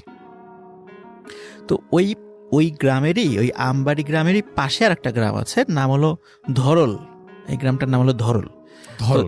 এই ধরল নামের ওই গ্রামের 3 বন্ধু আছে, মানে যে বেশ মানে কি ব্যাপার আপু, তুমি এখনো শুয়ে আছো? বললাম না কি হচ্ছে? তোমার আবার অসুস্থ লাগতেছে নাকি আবার তোমার? না, আমি একদম ঠিক আছি, এমনিতেই শুয়েছি, ভালো লাগছে না কিছু। তুমি একা কেন? তোমার সেই নাগর কোথায় থাকে তো দেখতে পাচ্ছি না। তোকে কতবার বলেছি মানুষটাকে নিয়ে বাজে মন্তব্য করবি না। যদি ভুলবশত একবার শুনে ফেলে তাহলে কি ভাববে বলতো? আচ্ছা আর বলবো না, এখন আসো, শাহিন এসেছে, তার সাথে দেখা করে আসো। আচ্ছা তুই যা, আমি যাচ্ছি, দেখি লোকটা কোথায়, তাকে সঙ্গে করে নিয়ে যাব। তোরা গিয়ে বসে থাক, আমি যাচ্ছি। আচ্ছা তাড়াতাড়ি এসো, লেট করিও না, আবার সন্ধ্যা হয়ে যাবে। মাত্র তো লোকটা আসলো, তাকে একটু রেস্ট করতে দে, এখনই শুরু করতে হবে এমন তো কোনো কথা নেই। তোরা একটু রেস্ট কর দুজনে, আমরা একটু পর যাচ্ছি। আরে তুমিও না সব সময় শুধু উল্টোপাল্টা কথা বলো। আমি তোমাকে কি বলতে চাচ্ছি, তুমি কি বোঝো না আমার কথা? আচ্ছা অনেক হয়েছে, অনেক ঝগড়া করলাম, আজকে তোর সাথে আর ঝগড়া করতে ইচ্ছা করতেছে না, পরে আবার মাথা ব্যথা করবে। তুই তোর রুমে যা, আমি যাচ্ছি। দেরি করিস না, তুই যা, আমি যাচ্ছি তোর পিছনে পিছনে। তারপর মিমি চলে গেল। আমি পিছনে পিছনে বেরিয়ে দেখি লোকটা এক সাইডে গাছের নিচে গাছে হেলান দিয়ে সামনের দিকে তাকিয়ে আছে। তাই আমি মিমির পিছনে না গিয়ে লোকটার ওখানে যেতে ধরলাম। লোকটার ওখানে গিয়ে দেখি লোকটা এক দৃষ্টিতে সামনের দিকে তাকিয়ে আছে, অন্য কোনো দিকে তার খেয়াল নেই। আমি লোকটাকে একটু ডাক দিলাম, লোকটা আমার দিকে তাকিয়ে আবার সামনের দিকে তাকিয়ে রইল, একদম উদাসীন হয়ে। কি ব্যাপার, এত উদাসীন হয়ে কি চিন্তা করছেন বলা যাবে কি? নাকি বাসার কথা মনে পড়ছে? সেরকম কিছু না, ভাবতেছি কালকে তো কাজের সন্ধানে বের হব, কিন্তু কি কাজ করব না করব ভেবে পাচ্ছি না। আরে এত টেনশন করতে হবে না, শহরে কাজের অভাব নেই, যে কোনো একটা কাজ করে খাবেন, টেনশন করার কিছু নেই। সেটা ভাবতেছি, কিন্তু আপনি হঠাৎ এখানে? মিমির হবু স্বামী এসেছে, তার সাথে দেখা করতে যাব, চলেন না। আপনি দেখা করলেই তো হয়, আমাকে যেতে হবে এমনটা তো কোনো কথা নয়। আপনি তো দেখি বড্ড খারাপ একটা মানুষ। একটা মানুষ এসেছে, তার সাথে দেখা করবেন, শেষ। একটু কথাবার্তা বলবেন, আপনাকে তো জোর করে তার সাথে থাকার কথা বলা হচ্ছে না। আচ্ছা চলেন তাহলে, তার সাথে কথা বলা যাক, যেহেতু এত করে বলতেছেন। তারপর লোকটাকে সঙ্গে করে নিয়ে মিমির রুমের দিকে যেতে ধরলাম। মিমির রুমের দরজার কাছে গিয়ে দেখি দরজা বন্ধ, তাই দরজা নক করলাম। মিমি এসে দরজা খুলে দিল। দরজা খুলে দেওয়ার পর দেখি অবাক করা কাণ্ড ঘটে গেছে রুমের ভিতরে। এসব কি রুমের ভিতরে মিমি? এসব কি হচ্ছে এখানে? এগুলো কি? শাহিন আমাদের জন্য এনেছে, তুই এত রাগ দেখাচ্ছিস কিসের জন্য? এগুলো তো আমাদের কাজে লাগে তাই না? তাই বলে এই অবৈধ জিনিসগুলো আমরা ব্যবহার করব কিসের জন্য? এগুলো ব্যবহার করলে তো নিজের শরীরের ক্ষতি তাই না? আর যে আমাদের সাথে মিশবে তার শরীরেরও ক্ষতি, তাহলে আমরা এসব ব্যবহার করব কেন বল? আরে ধীরে কথা বল, এত জোরে কথা বলতেছিস কিসের জন্য বুঝতেছি না। দেখ মিমি, আমি কোনো কথা বলতে চাচ্ছি না এই বিষয়টা নিয়ে, তুই এগুলো এখন বাইরে নিয়ে গিয়ে ফেলে দিবি, না হলে কিন্তু আমি এখানে আর এক মুহূর্ত থাকবো না। আচ্ছা আমি বাইরে গিয়ে ফেলে দিচ্ছি, তাও তুই নিজেকে কন্ট্রোল কর, এগুলো ব্যবহার করব না, আর তাকে আমি নিষেধ করে দিচ্ছি। আপু আমার ভুল হয়ে গেছে, আর আমি কখনোই এইগুলার ব্যবসা করব না। আজকের পর থেকে তাও আপনি নিজেকে কন্ট্রোল করুন। তুমি জানা সত্ত্বেও কিভাবে এই জিনিসগুলো আমাদের এখানে নিয়ে আসো শুনি? আমার ভুল হয়ে গিয়েছে আপু, আর আমি এসব কখনো ব্যবহার করব না, আর কাউকে করতেও দেব না। আমাকে মাফ করে দেন এইবারের মতো। আচ্ছা সেটা না হয় বুঝলাম, কিন্তু তুমি আজকে এসেছো কত দিন পর, তোমার জন্য আমরা কত কিছু আয়োজন করলাম, আর তুমি এসে এইসব কাহিনী শুরু করে দিয়েছো। আমার ভাবতেই খারাপ লাগতেছে বিষয়টা। আপু বললাম তো ভুল হয়ে গিয়েছে, আর এরকম হবে না, মাফ করে দেন আমাকে, আর কখনোই আমি এসব জিনিসে হাত দিব না। আচ্ছা ভালো কথা, তাহলে তুমি এখন রেস্ট করো, আমরা একটু বাইরে বসে গল্প করতেছি, রেস্ট করা শেষ হলে সবাই একসাথে রাতের খাবার খাবো। এদের কোনো কথাই বুঝতেছি না, আমি চুপচাপ দাঁড়িয়ে আছি। আমি শুধু তাদের পার্সোনাল বিষয়টা নিয়ে কথা বলতেছে, আমি তো এই বিষয়ে কিছু জানি না। গ্রামের ক্ষেত মার্কা ছেলে একটা, আর এই বিষয়ে জেনে কি করব আমি? তাই আমি কোনো কথা বললাম না, চুপচাপ দাঁড়িয়ে রইলাম। ছেলেটাকে দেখতে বেশি ভালো লাগতেছে না আমার। তাদের কাছে ভালো লাগবে, কারণ তারা তো সবাই এক লাইনের, তাই তাদের কাছে তারা ভালো, কিন্তু আমার কাছে মোটেও ভালো লাগতেছে না ছেলেটাকে। কি করব? আমি দুঃখিত আপনার সামনে এরকম ব্যবহার করার কারণে। এখন চলেন আমরা বাইরে একটু বসি, রেস্ট করে তারা ঠিকঠাক হলে আমরা এসে তাদের সাথে পরিচয় হব। আচ্ছা চলেন আমরা বাইরে যাই। আর ভাইয়া এত টেনশন করবেন না, পরে দেখবেন সব ঠিক হয়ে যাবে। কিন্তু আপনাদের কাজের কোনো ভুল ত্রুটি থাকলে তাহলে সবকিছু সমাধান করে নিয়ে কাজগুলো চালিয়ে যাবেন। আপনাকে এত জ্ঞান দিতে কেউ বলেনি এখানে, আমার সাথে চলতে বলেছি আপনি। আমার সাথে চলেন, এখানে আর এক মুহূর্ত থাকতে চাচ্ছি না আমি। আমি আর কোনো কথা বলার সাহস পেলাম না। দেখলাম নীলা রুম থেকে বেরিয়ে যাচ্ছে, তাই আমিও তার পিছনে পিছনে রুম থেকে বেরিয়ে আসলাম। এদের এখানে পরিবেশটা সন্ধ্যার সময় অনেকটা সুন্দর দেখা যায়। নীলা একটা গাছের নিচে গিয়ে বসে পড়লো, আর আমি গাছের সাইডে গিয়ে দাঁড়িয়ে পড়লাম। দেখলাম নীলা গম্ভীর হয়ে আছে, ব্যাপারটা বুঝলাম না কি এমন ঘটলো তাদের জন্য। নীলা এতটা ক্ষেপে আছে, বিষয়টা একটু ঘেঁটে দেখতে হবে আমাকে। আচ্ছা, কি এমন ঘটলো আপনাদের মাঝে, আর আপনি কি একটা জিনিস দেখলেন তার জন্য এতটা ক্ষেপে যাচ্ছেন? ব্যাপারটা কি আমাকে বলা যাবে? এখানে যদি চুপ করে বসে থাকার ইচ্ছা হয় তাহলে চুপ করে বসে থাকুন, আর না হলে রুমে গিয়ে শুয়ে থাকেন। আমাকে ডিস্টার্ব করবেন না এই সময়। এতটা রেগে যাচ্ছেন কিসের জন্য বুঝতেছি না। এতটা রেগে যাচ্ছেন কিসের জন্য বুঝলাম না। আমাকে তো বলা যায় তাই না? এত রেগে যাওয়ার কি আছে সামান্য একটা বিষয় নিয়ে? আপনি এই বিষয়টা বোঝেন না, তাই আপনার কাছে সামান্য মনে হচ্ছে। আমরা বুঝি, আমাদের কাছে অসামান্য মনে হচ্ছে, কারণ যে জিনিসে এনেছে সেটা মানুষের জন্য একটা ক্ষতিকর দ্রব্য। ছেলেটা তো আপনার কাছে ক্ষমা চাইলো, তাহলে এভাবে রাগ দেখিয়ে লাভ কি? সে যদি আমার কাছে ক্ষমা চাইতো আমি তাকে খুন করে ফেলতাম। আচ্ছা হয়েছে, আমি এই টপিক চেঞ্জ করতেছি। আপনার মুড আর খারাপ করতে চাচ্ছি না। এখন চলেন, এখানে বসে থেকে লাভ কি? সন্ধ্যা ঘনিয়ে এসেছে। কোথায় যাব? এখন তো যদি যাই তাহলে রুমে গিয়ে বসে থাকতে হবে, তার থেকে এখানেই বসে থাকি, পরিবেশটা উপভোগ করি। চাইলে আমার সাথে আপনি পাশে বসতে পারেন, না হলে রুমে গিয়ে ঘুমিয়ে পড়তে পারেন। লোকটাকে কথা শোনাইলাম ঠিকই, কিন্তু খুব খারাপ লাগতেছে। একটা অচেনা মানুষের সাথে এরকম করে ব্যবহার করা ঠিক হচ্ছে না আমার। নিজেকে কন্ট্রোল করার চেষ্টা করলাম যতটা পারি। আচ্ছা শাহিন এটা না করলেও পারতো, কারণ আমাদের সমস্যা এটাতে সে জানে। তাহলে সে কেন এই ব্যবসাতে এই জিনিসটা ঢুকাতে যাচ্ছে? আমরা তো এমনিতেই ভালো আছি, ওই জিনিসটা ঢুকলে হয়তো আমরা কিছুক্ষণের জন্য কাস্টমারদের খুব তাড়াতাড়ি সুখটা দিতে পারবো, কিন্তু পরে দেখা যাবে আমাদের সমস্যা হচ্ছে, কাস্টমারদেরও সমস্যা হচ্ছে। আমি কেন অন্য মানুষের জীবন ঝুঁকিতে ফেলতে যাব সামান্য কয়েকটা টাকার জন্য? তার থেকে ভালো আমার কষ্ট হয় হোক, কিন্তু অন্য মানুষ এত ক্ষতি আমি করতে যাব না। আমি একজন পতিতা, সমাজের লোকজনের কাছে কলঙ্ক। কিছু মানুষ এমনও আছে তারা প্রতি রাতে তাদের কাছে না আসলে থাকতে পারে না, কিন্তু দেখা যায় দিনের বেলা সেই মানুষগুলোকে প্রতি তারা গালিগালাজ করতেছে। আরে ভাই, আমরা যে কেন পতিতা হয়েছি? আমাদের কি ইচ্ছে ছিল না আমাদের একটা সুখের সংসার হবে, আমাদের একটা স্বামী থাকবে, আমাদের সন্তান থাকবে? আমাদের কি ইচ্ছেগুলো নেই অন্যান্য মহিলাদের মতো? আমাদেরও তো স্বপ্ন থাকতে পারে তাই না? আমরা কেন পতিতা হলাম? সমাজ কেন আমাদেরকে পতিতা বানালো সেটা তো কেউ জানতে চায় না। শুধু উপরেরটা দেখে কথা বলো না, কেউ ভিতরটা জানার চেষ্টা করো, তাহলে বুঝতে পারবে বাস্তবটা কত কঠিন। যখন অন্য কাজ খুঁজতে গিয়েছিলাম তখন সবাই আমাদের শরীরের দিকে তাকিয়েছিল। আমাদের কাজ দেওয়া তো দূরের কথা, তারা আমাদেরকে অফার করতো কত নিবিড়। আমরা প্রথম প্রথম অনেক চেষ্টা করেছিলাম ভালো মতোই থাকবো, খারাপ পথে কখনো পা বাড়াবো না, কিন্তু পেট কি করে বাঁচবো? অনেক চেষ্টা করেছিলাম যে এই পথে কখনোই আসবো না, কিন্তু শেষ অবধি আমাকে বাধ্য হয়েই এই পথে আসতে হয়েছে। আমার মতো অনেক পতিতার গল্প আছে, তাদের কাছে একটু বসে তাদের গল্পগুলো শুনবেন, আপনার চোখে পানি ধরে রাখতে পারবেন না। যদি বিশ্বাস না হয় আমার এই কথাগুলো প্রমাণ করার জন্য হলেও একবার একজন পতিতার কাছে গিয়ে বসবেন আর তাদের জীবনের ঘটনাটা শুনতে চাইবেন। যদি আপনি তার কাছ থেকে করুণ ঘটনা শুনে আপনার মনে হয় আপনার চোখ থেকে পানি না পড়ে, তাহলে এই ভিডিও নিচে কমেন্ট করে যাবেন, যা ইচ্ছে তাই। কি হলো, আপনি এইভাবে কান্না করতেছেন কেন? হঠাৎ বুঝলাম না। কি হলো, আপনি এইভাবে কান্না করতেছেন কেন? হঠাৎ বুঝলাম না। কি হইলো আপনার আবার? কিছু না, আমি একদম ঠিক আছি, আমাকে নিয়ে টেনশন করতে হবে না। এমনি চোখে পোকা পড়েছে তাই চোখ দিয়ে পানি পড়তেছে, এর থেকে বেশি কিছু না। আমি ছোট বাচ্চা না, আমাকে জ্ঞান দিতে আসবেন না, বুঝছেন? কি হয়েছে আমাকে বলবেন। আর আপনার ঘটনাটা তো এখনো শোনা হইল না।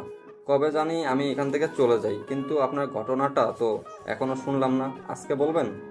আমার এখন ইচ্ছে করতেছে না, আপনাকে অন্য একদিন বলবো। এখন যদি মন মানসিকতা ভালো থাকবে সেই দিন। আর আপনি এখন কোথায় চলে যাচ্ছেন? আমাদের এখানে থাকবেন না নাকি? আমাদের কাছে থাকতে আপনার ভালো লাগে না, যার জন্য ছেড়ে যাওয়ার কথা বলতেছেন? এমনি মজা করে বললাম, আপনি আবার সিরিয়াসলি নিয়ে নিতেছেন ব্যাপারটা, বুঝলাম না। মজা করলাম আপনার সাথে একটু। আচ্ছা, সেটা না হয় বুঝলাম। তাহলে এখন এখানে থেকে আমরা কি করব বলেন? তাদের সাথে কি একটু কথা বলা যাক? এত তাড়াতাড়ি আপনার সবকিছু ঠিক হয়ে গেল? আমার তো এখন যেতে ইচ্ছা করতেছে না। আপনার সাথে এখানে বসে থাকি আর কিছুক্ষণ গল্প করি। আমাদের জীবনটা এরকম না যে বসে গল্প করব। আমার জীবনটা অন্য। আচ্ছা, আপনি তো এখন ভালো হয়ে যেতে পারেন এখন, তাই না? এই রাস্তা ছেড়ে দিয়ে ভালো হয়ে যান। চলেন দুজনে একসাথে কাজ করি। সেটা এখন সম্ভব না, কারণ আমি অনেকটা পথ হেঁটে এসেছি। এখন তো এই পথ থেকে ফেরার সম্ভাবনা নেই। মানুষের ইচ্ছাগুলো কি করতে না পারে? মানুষের ইচ্ছাগুলো সব করতে পারে। আপনি কেন এই রাস্তা ছেড়ে দিচ্ছেন না? সবাই আমাকে পতিতা হিসেবে চেনে। যেখানে যাব সবাই শুধু আমার রেট জানতে চাইবে। আর আপনার সাথে থাকলে তো আপনার মান সম্মান একটা বিষয় আছে, তাই না? আমার কোনো সমস্যা নেই, কারণ আমি একটা মানুষের ভালো রাস্তা দেখাচ্ছি। কে কি বলবে সেটা তো দেখার সময় নেই আমার। আপনি এইসব কাজ ছেড়ে দেন, আমার সাথে চলেন। কালকে একসাথে কাজ খুঁজবো, দেখবেন যে অন্যরকম একটা আনন্দ খুঁজে পাবেন। ভেবে দেখেন, কিন্তু ওখানে সবাই আমাকে পতিতা হিসেবে চেনে। আপনাকে অনেক কটু কথা শুনতে হবে, বুঝছেন? আমাকে ভালো করার থেকে আপনি আপনারটা দেখেন, তাহলেই ভালো হবে। কত সমস্যার সম্মুখীন হতে হয় সেটা আমি হব, আপনাকে এই বিষয় নিয়ে টেনশন করতে হবে না। আমি শুধু এটাই চাই যে আপনি ভালো হয়ে যান। আপনার আবার কি হলো হঠাৎ করে? আমাকে এত ভালো করার জন্য উঠে পড়ে লেগেছেন কিসের জন্য শুনি? সেটা পরে দেখা যাবে। গল্প করতে করতে তো সন্ধ্যা ঘনিয়ে আসলো।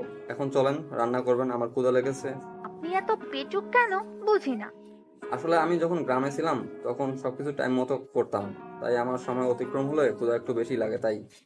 তাই বলে মাত্র সন্ধ্যা পার হইল এখনই রাতের ভাত খাবেন? এটা মানুষের কথা? আরে চলেন তো, আস্তে আস্তে সবকিছু জানতে পারবেন। আমরা গ্রামের ছেলে, তাই একটু তাড়াতাড়ি ঘুমিয়ে যাই। আচ্ছা হয়েছে, আর এত বকবক করতে হবে না, চলেন যাওয়া যাক। আর এখানে থাকা যাবে না। আরে গ্রামের ক্ষেত মার্কা ছেলে আমরা, আমাদের এসব মানায় নাকি? চলেন। আজব ব্যাপার, আমি কি বললাম আর আপনি কি উত্তর দিলেন বুঝলাম না তো। আপনাকে বুঝতে হবে না, বুঝছেন? এখন চলেন। আর কালকে থেকে আপনার ব্যবসা বদ্ধ, এটাই হলো বড় কথা। আপনি অযথা বৃথার চেষ্টা করতেছেন আর আমাকে একটু স্বপ্ন দেখাচ্ছেন। কয়েকদিন পর এখান থেকে চলে যাবেন আর আমাকে সেই আগের পতিতা হয়েই থাকতে হবে। সেটা সময় বলে দেবে। এখন আর আমি কোনো কথা বলতে চাচ্ছি না, আর আপনিও কোনো কথা বলবেন না। চলেন কান থেকে। আমিও মানুষটার কথা মতো চুপ হয়ে গেলাম। মানুষটা সামনে যাচ্ছে আর আমি মানুষটার পেছনে পেছনে যাচ্ছি। দুজনেই চলে আসলাম রুমের ভিতরে। মানুষটা বিছানায় বসে পড়লো আর আমি রান্না করার জন্য চাউল আর বাকি রান্না করার জন্য যে জিনিসপত্র লাগে সেগুলো নিয়ে রান্না করে চলে আসলাম। বুঝতেছি না মানুষটার মাথায় কি চলতেছে, এখন আবল তাবল কথা বলতেছে। বুঝলাম না তার মতি গতি। এখন দেখা যাক সময় কি বলে আর মানুষটা কি বলে। এখন তো একটা মানুষকে ভুল ভাবা আমার পক্ষে ঠিক না, বা বেশি কিছু ভাবা ঠিক না। আজ নিজের মনে অন্যরকম একটা অনুভূতি কাজ করতেছে, কেন নিজেও জানি না। লোকটা যখন থেকে আমাকে অনুরোধ করতেছে যে আমি যদি ভালো হয়ে যাই তার নাকি অনেক ভালো হবে, কিন্তু কেন? আমি এই বিষয় নিয়ে তো ভাবতেছি কিসের জন্য। তিনি বলতেই পারে, কিন্তু আমার তো আর এই রাস্তা ছেড়ে দেওয়া সম্ভব না, কারণ কত লোকের সাথে পরিচয় আছে, তারা তো আমাকে ডাকলে আমি না করতে পারবো না। আপু, আমি সত্যি সরি। আমি জানতাম না শাহিন এরকম একটা কাজ করবে। তুমি হয়তো আমাদের দুজনের উপর রাগ করে আছো, তাই না? হঠাৎ করে মিমি এসে একটা কথা বলল, যার জন্য আমার ধ্যানটা ভেঙে গেল। আমি মিমির দিকে তাকিয়ে দেখি মিমির চোখ লাল হয়ে আছে, মনে হচ্ছে কান্না করছে। শাহিন তোকে এই বিষয়টা জানিয়েছিল, কিন্তু তুই আমাকে সেটা বলিসনি। কিন্তু কিসের জন্য বল? আমাকে জানিয়েছিল সেটা, কিন্তু আমি ভয় পেয়েছিলাম তোকে কিভাবে বলবো কথাটা। আমি ভেবেছিলাম শাহিন আসলে দুজনে একসাথে বসে কথা বলবো তোর সাথে, কিন্তু তুই তো সব দেখে নিলি নিজেই। আর সবকিছু তো ফেলে দিলাম, তাহলে এখনো কি আমার উপর রাগ করে থাকবি তুই? আমি এখন কোনো কথা শুনতে চাচ্ছি না তোর মুখ থেকে, তো এখান থেকে চলে যা রে। তোর সাথে এই বিষয় নিয়ে পরে কথা হবে, এখন দেখতেছিস না যে রান্না করতেছি। এখন যদি তোর কথা কানে আসে তাহলে রাগ উঠে যাবে, তাই প্লিজ তুই এখান থেকে চলে যা। শাহিনের সাথে কথা বল, তার সাথে আড্ডা দে, পরে তোকে ডেকে নিয়ে এই বিষয় নিয়ে আমি কথা বলবো। প্লিজ মন খারাপ করিস না। আমি বুঝতে পারতেছি ব্যাপারটা, তুমি আমাদের উপর রাগ করে আছো, প্লিজ আপু, ক্ষমা করে দাও। বললাম তো এখন কথা বলতে ইচ্ছা করতেছে না। তুই তো রুমে যা, শাহিনকে সময় দে, পরে তোকে ডেকে নিয়ে এ বিষয়ে কথা বলবো। এখানে এখন থাকার থেকে না থাকাই ভালো তোর। আপু, একবার যদি ভেবে দেখিস ব্যাপারটা তাহলে ভালো হতো। আমি হাজারবার এই বিষয়টা নিয়ে ভেবে দেখব, কিন্তু এখন তুই এখান থেকে চলে যা, আমি রান্না করতেছি। আপুকে দেখে বোঝা যাচ্ছে অনেকটা রেগে যাচ্ছি আমার উপর, তাই সেখানে আর এক মুহূর্ত থাকলাম না, চলে আসলাম। এসে দেখি শাহিন বসে বসে কি জানি ভাবতেছে।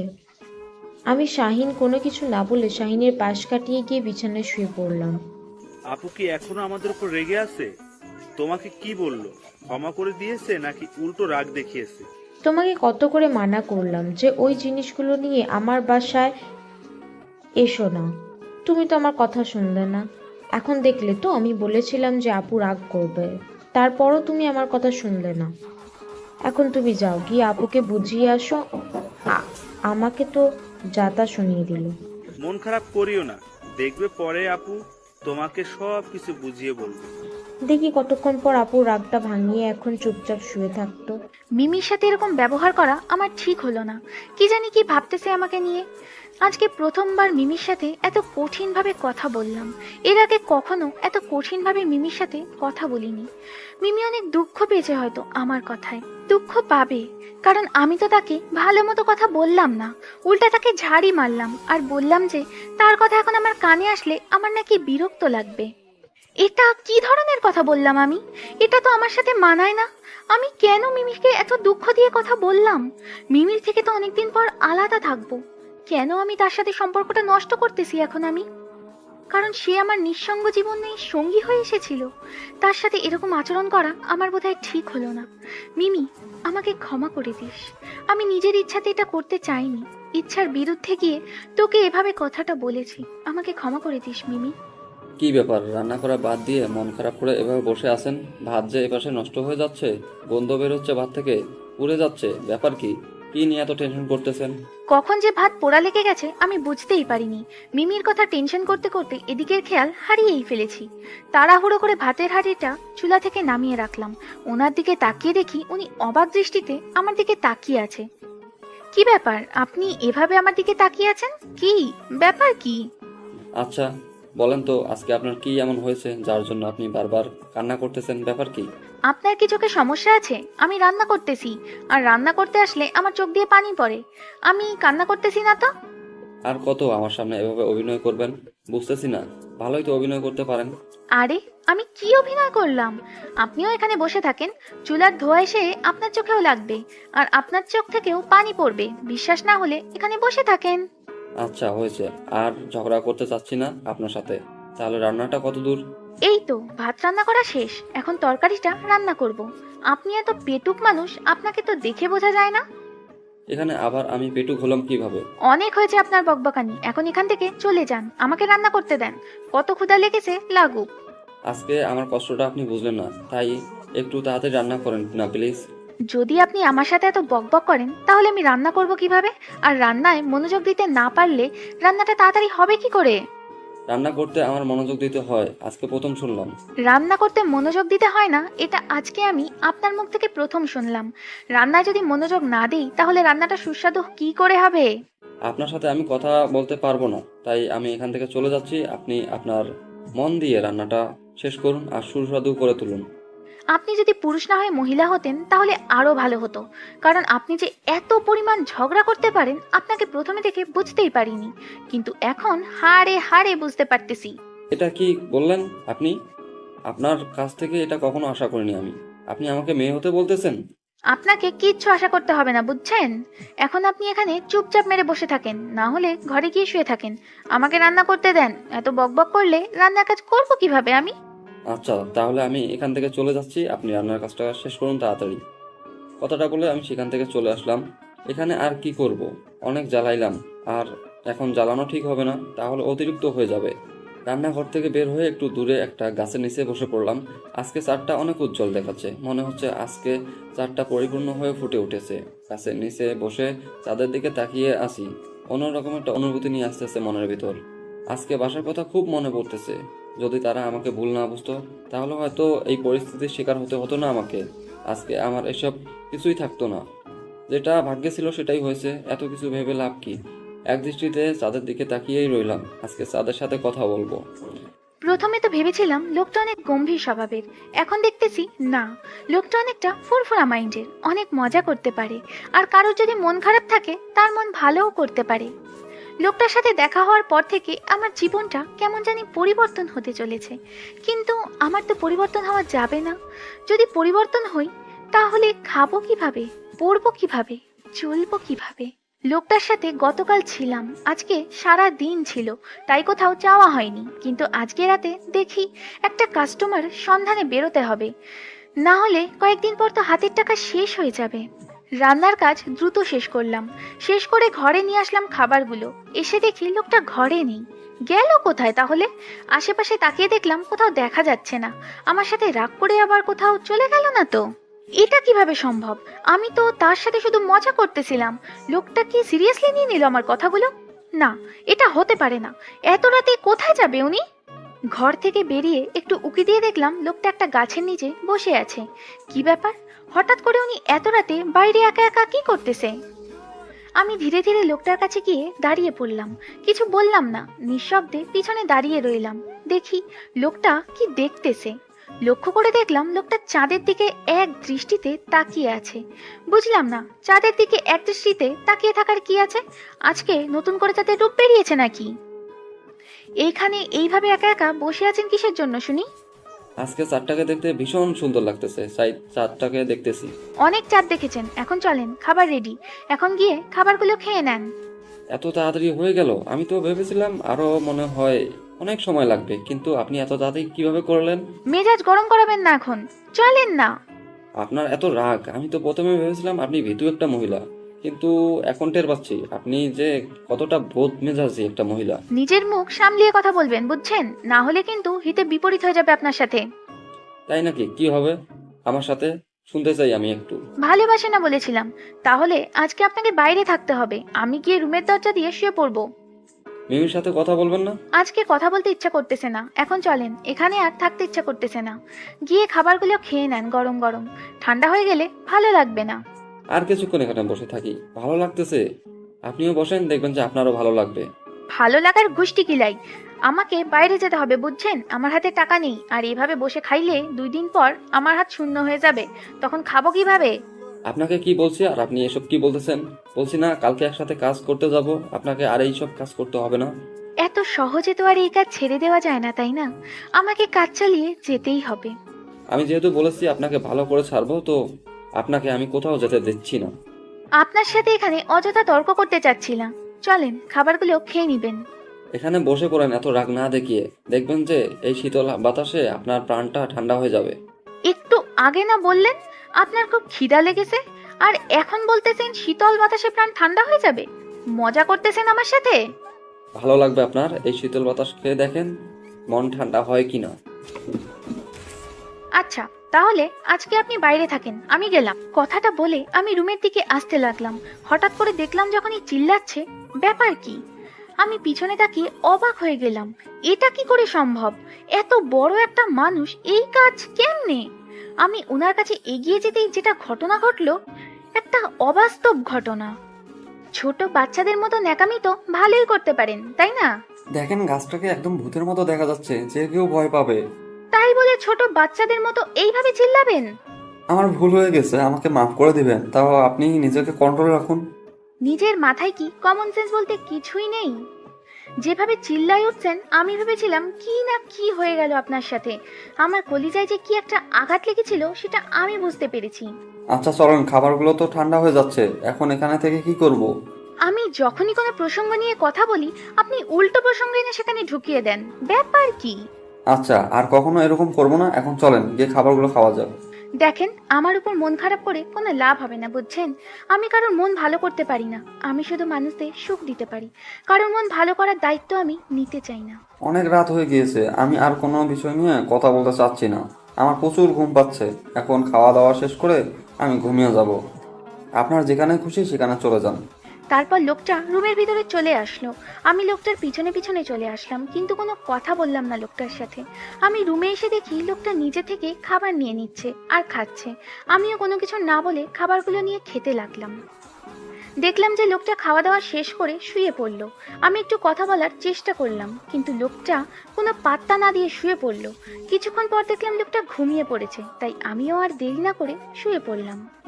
আজকে কোথাও যাব না, মানসিকতা একদম ভালো নেই। এমনিতেই মিমির সাথে ঝগড়া হলো, এখন আবার ওই লোকটার সাথে। আজকের কথাগুলো ভাবতে ভাবতে আমিও ঘুমের দেশে পাড়ি দিলাম। পরদিন সকালে যখন আমার ঘুম ভেঙে গেল, আমি চারিদিকে তাকিয়ে অবাক হয়ে গেলাম। লোকটাকে কোথাও দেখা যাচ্ছে না, তাই বাইরে আসলাম। বাইরে এসে দেখি লোকটাকে বাইরেও কোথাও দেখা যাচ্ছে না। কি ব্যাপার? আমি আবার রুমে আসলাম। রুমে এসে দেখি লোকটার যত জামা কাপড় ছিল সব কিছু উধাও। তার মানে লোকটা আমাদেরকে না জানিয়ে চলে গেল এখান থেকে। বিছানার উপর দেখলাম একটা কাগজ দেখা যাচ্ছে। কাগজটা হাতে নিয়ে দেখলাম উনি কিছু একটা লিখে রেখেছে। আপনাদেরকে অনেক জ্বালাতন করছি এই 2 দিনের ভিতরে, জানি অনেকটা বিরক্ত হচ্ছেন আমার উপর। দিনের পর দিন আরও কিছুদিন থাকলে হয়তো আরও বিরক্ত হয়ে যাবেন। আপনাদের যে ক্ষতিগুলো করছি তার প্রতিদান তো আমি দিতে পারলাম না, কারণ আমার কাছে কোনো টাকা নেই। আর আমি এই ব্যস্ত শহরে থাকতে পারবো না। আমি এই 2 দিনে অনেক ভেবেছি যে এখানে থাকবো, কিন্তু আমার মন কোনো মতেই মানতেছে না, কারণ আমি এখানে থাকতে পারবো না এই ব্যস্ত শহরে, ব্যস্ত মানুষের ভিড়ে। আমি একটা গ্রামের সহজ সরল ছেলে, আমাকে এই শহরে মানায় না। আপনাদের কাছে অনেক ভুল ত্রুটি করেছি, ক্ষমা করে দিবেন আমাকে। আর বলে যাচ্ছি না, কিছু মনে করিয়েন না। যদি আবার কখনো ফিরে আসি এই শহরে, অবশ্যই এই জায়গাটাতে আসবো, কারণ এই জায়গাটাতে অনেক কিছু রয়ে গেল আমার। আপনাকে ভালো করতে চেয়েছিলাম, কিন্তু পারলাম না, তার আগেই চলে যেতে হচ্ছে আমাকে। মাফ করে দিবেন। আর একটা কথা বলবো, পারলে ভালো হয়ে যান। এই জীবনটা কখনো জীবন না, তাই।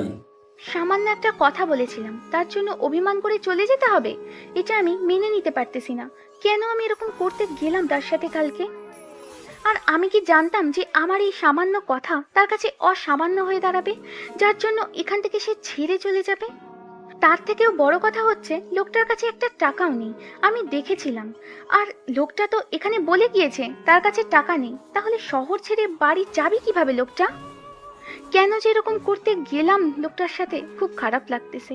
এই 2 দিন লোকটার সাথে কতই না কথা বলেছি, কত আড্ডা দিয়েছি, কত খুনসুটি করেছি, কতই না রাগারাগি করেছি। আর সেই লোকটা চলে গেল, তাও আবার না বলে। খুব খারাপ লাগতেছে, ভিতরটা ফেটে যাচ্ছে। লোকটা যতই যাই হোক অনেক ভালো ছিল, আমাকে অনেক কিছু শিখিয়ে দিয়ে গিয়েছে। তার জন্য দোয়া করব লোকটা যেন ভালো থাকতে পারে সারা জীবন। কিন্তু নিজের মনটাকে যে মানাতে পারতেছি না, কলিজাটা ফেটে যাচ্ছে। কেন এরকম করতে গেলাম কালকে রাতে? এরকম একটা আচরণ করা ঠিক হয়নি। তার সাথে খারাপ আচরণ না করলেও পারতাম। লোকটা তো এমনিতেই একটু ভয় পায়। কিরে, এভাবে কান্না করছিস কিসের জন্য? তোর আবার আজকে কি হলো নতুন করে? লোকটা চলে গিয়েছে রে মিমি। কি বলছিস? কখন গেল? রাতে গিয়েছে, আমাকে কিছু বলে নাই। এই দেখ চিঠি। কি বলিস? এভাবে উনি চলে গেল কিসের জন্য? আমি তো লোকটার সাথে ভালো মতো কথাই বলিনি, তার আগেই চলে গেল। এখন আমি কি করব বল? লোকটার সাথে কিছু কথা ছিল আমার। এত টেনশন করিস না তো। টেনশন করলে তুই আবার অসুস্থ হয়ে যাবি। তোকে নিয়ে আবার আমি পরে টেনশন করতে পারবো না। আমি নিজেও জানি না আমার এত খারাপ লাগতেছে কিসের জন্য, কিন্তু প্রচুর খারাপ লাগতেছে। লোকটার সাথে যদি শেষবারের মতো কিছু কথা বলতে পারতাম। আচ্ছা, আমি গেলাম। তুই এখানে একটু একা একা থাক, তাহলে ভালো লাগবে। এখন আমার কথাগুলো তোর ভালো লাগবে না। আমি গেলাম। মিমি কথাটা বলে সেখান থেকে চলে গেল। মানুষটার কথা খুব মনে পড়তেছে। কেন যে তিনি আসলো আমাদের এখানে আর এরকম করে চলে গেল, আর কেন যে আমি তার সাথে খারাপ ব্যবহার করলাম, এখন নিজেরই খুব খারাপ লাগতেছে, যেটা বলার বাহিরে। কি করব বুঝতেছি না, ভিতরটা ফেটে যাচ্ছে। যদি লোকটা ফিরে আসতো তাহলে। আর এই বিষয়টা নিয়ে ভাবতে পারতেছি না। যতই ভাবছি ততই কান্না পাচ্ছে খুব।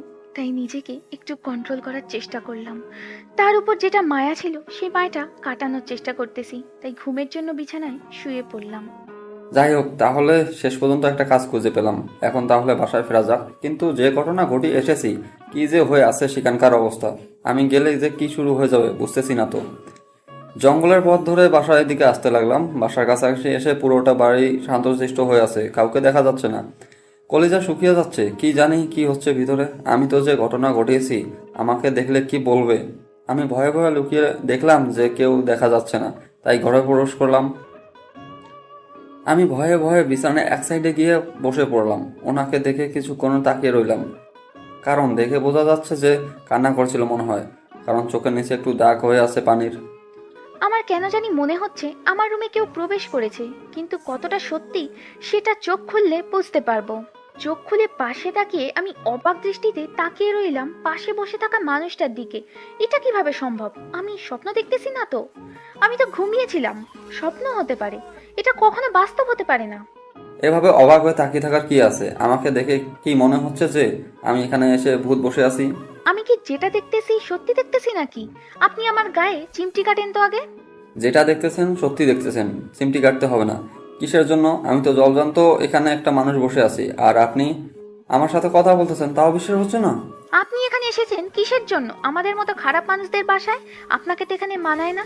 আপনি চলে যান এখান থেকে। আর আপনি যেভাবে চলে যাবেন আমি কখনো কল্পনাও করতে পারিনি। চোরের মতো পালিয়ে যাবেন। আমাকে বললে কি আমি যেতে দিতাম না নাকি?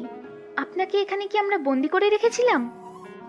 সবকিছু একটু লিমিট মতো করা লাগে, অতিরিক্ত করলে সবার জন্য সেটা ক্ষতিকর। আপনি চলে গিয়েছেন, আমাদের কি অবস্থা হয়েছে জানেন আপনি? আপনার কাছে কোনো টাকা নেই, আপনি চিঠিতে লিখে গিয়েছেন সেটা। সেখানেও বলেছেন আপনার কাছে কোনো টাকা নেই। তাহলে আমাদের মনে কি হতে পারে একটু বুঝতে পারতেছেন? আমাদের টেনশনটা কি পরিমাণ হয়েছে?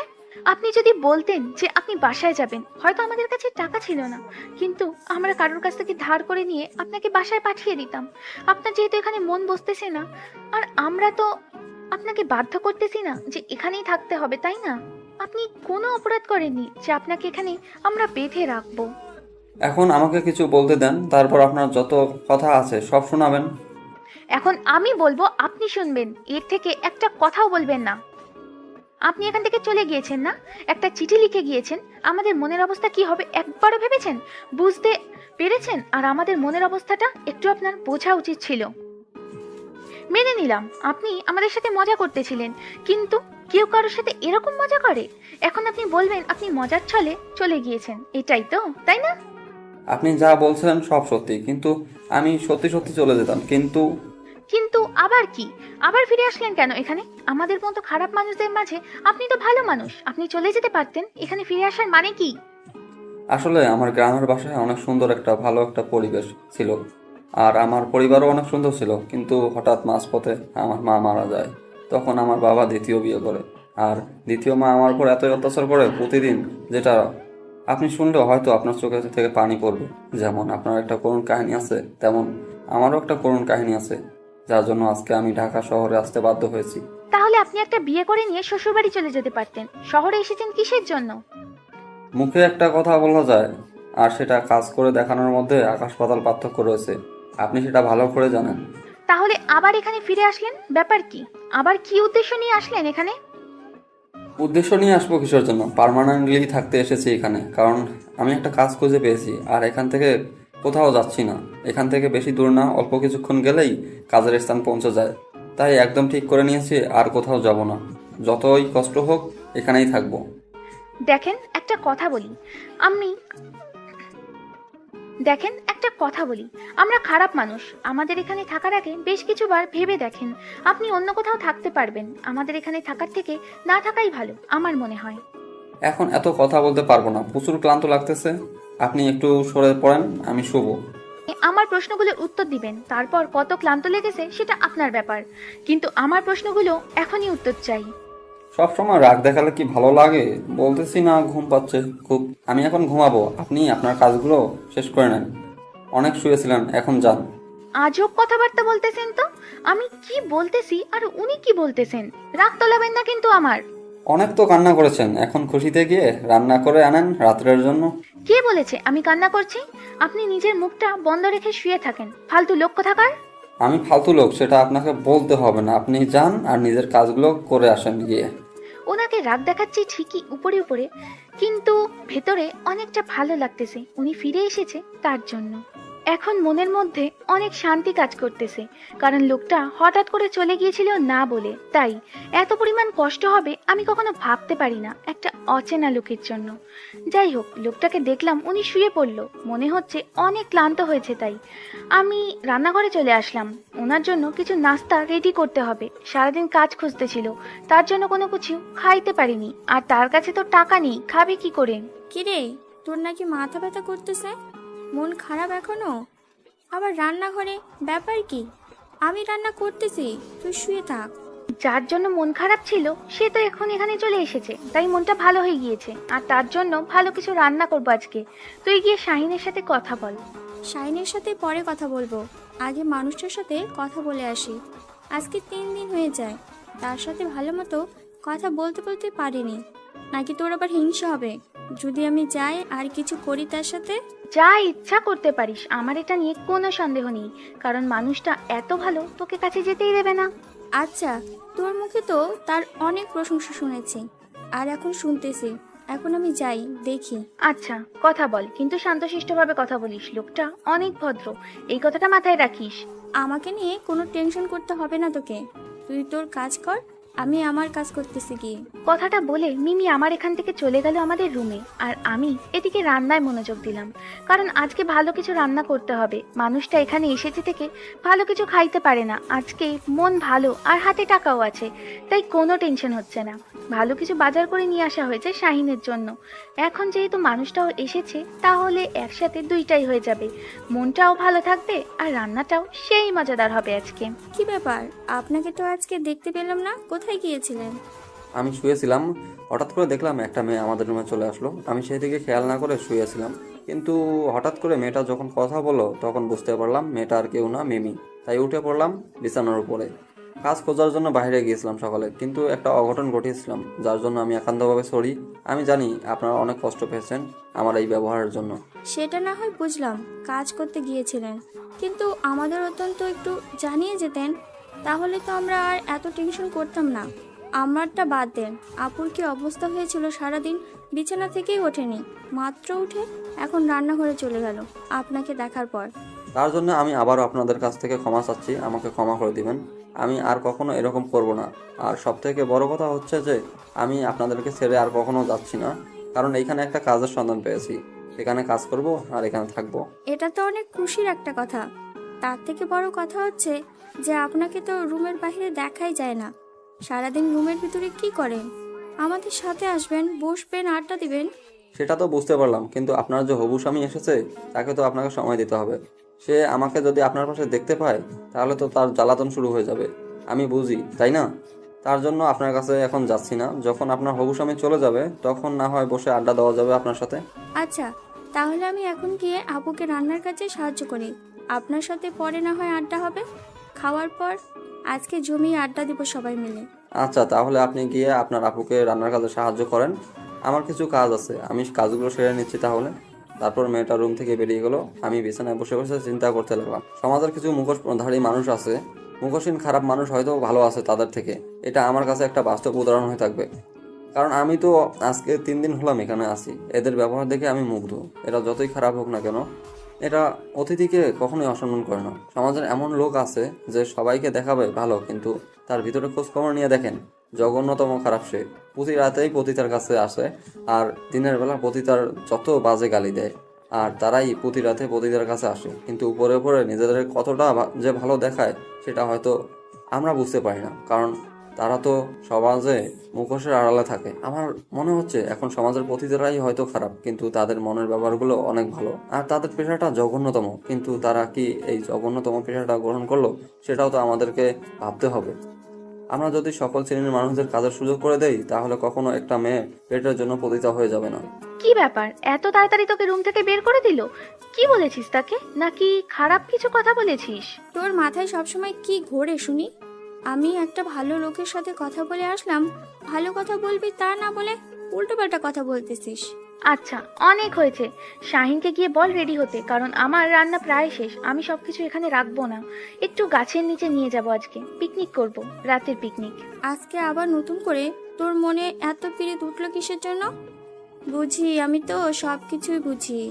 যা বুঝিস ভালোই বুঝিস। এখন তোকে যেটা করতে বলতেছি সেটাই কর, বেশি কথা বলবি না। এখন থেকে তো তোর শক্তি দ্বিগুণ হয়ে গেল।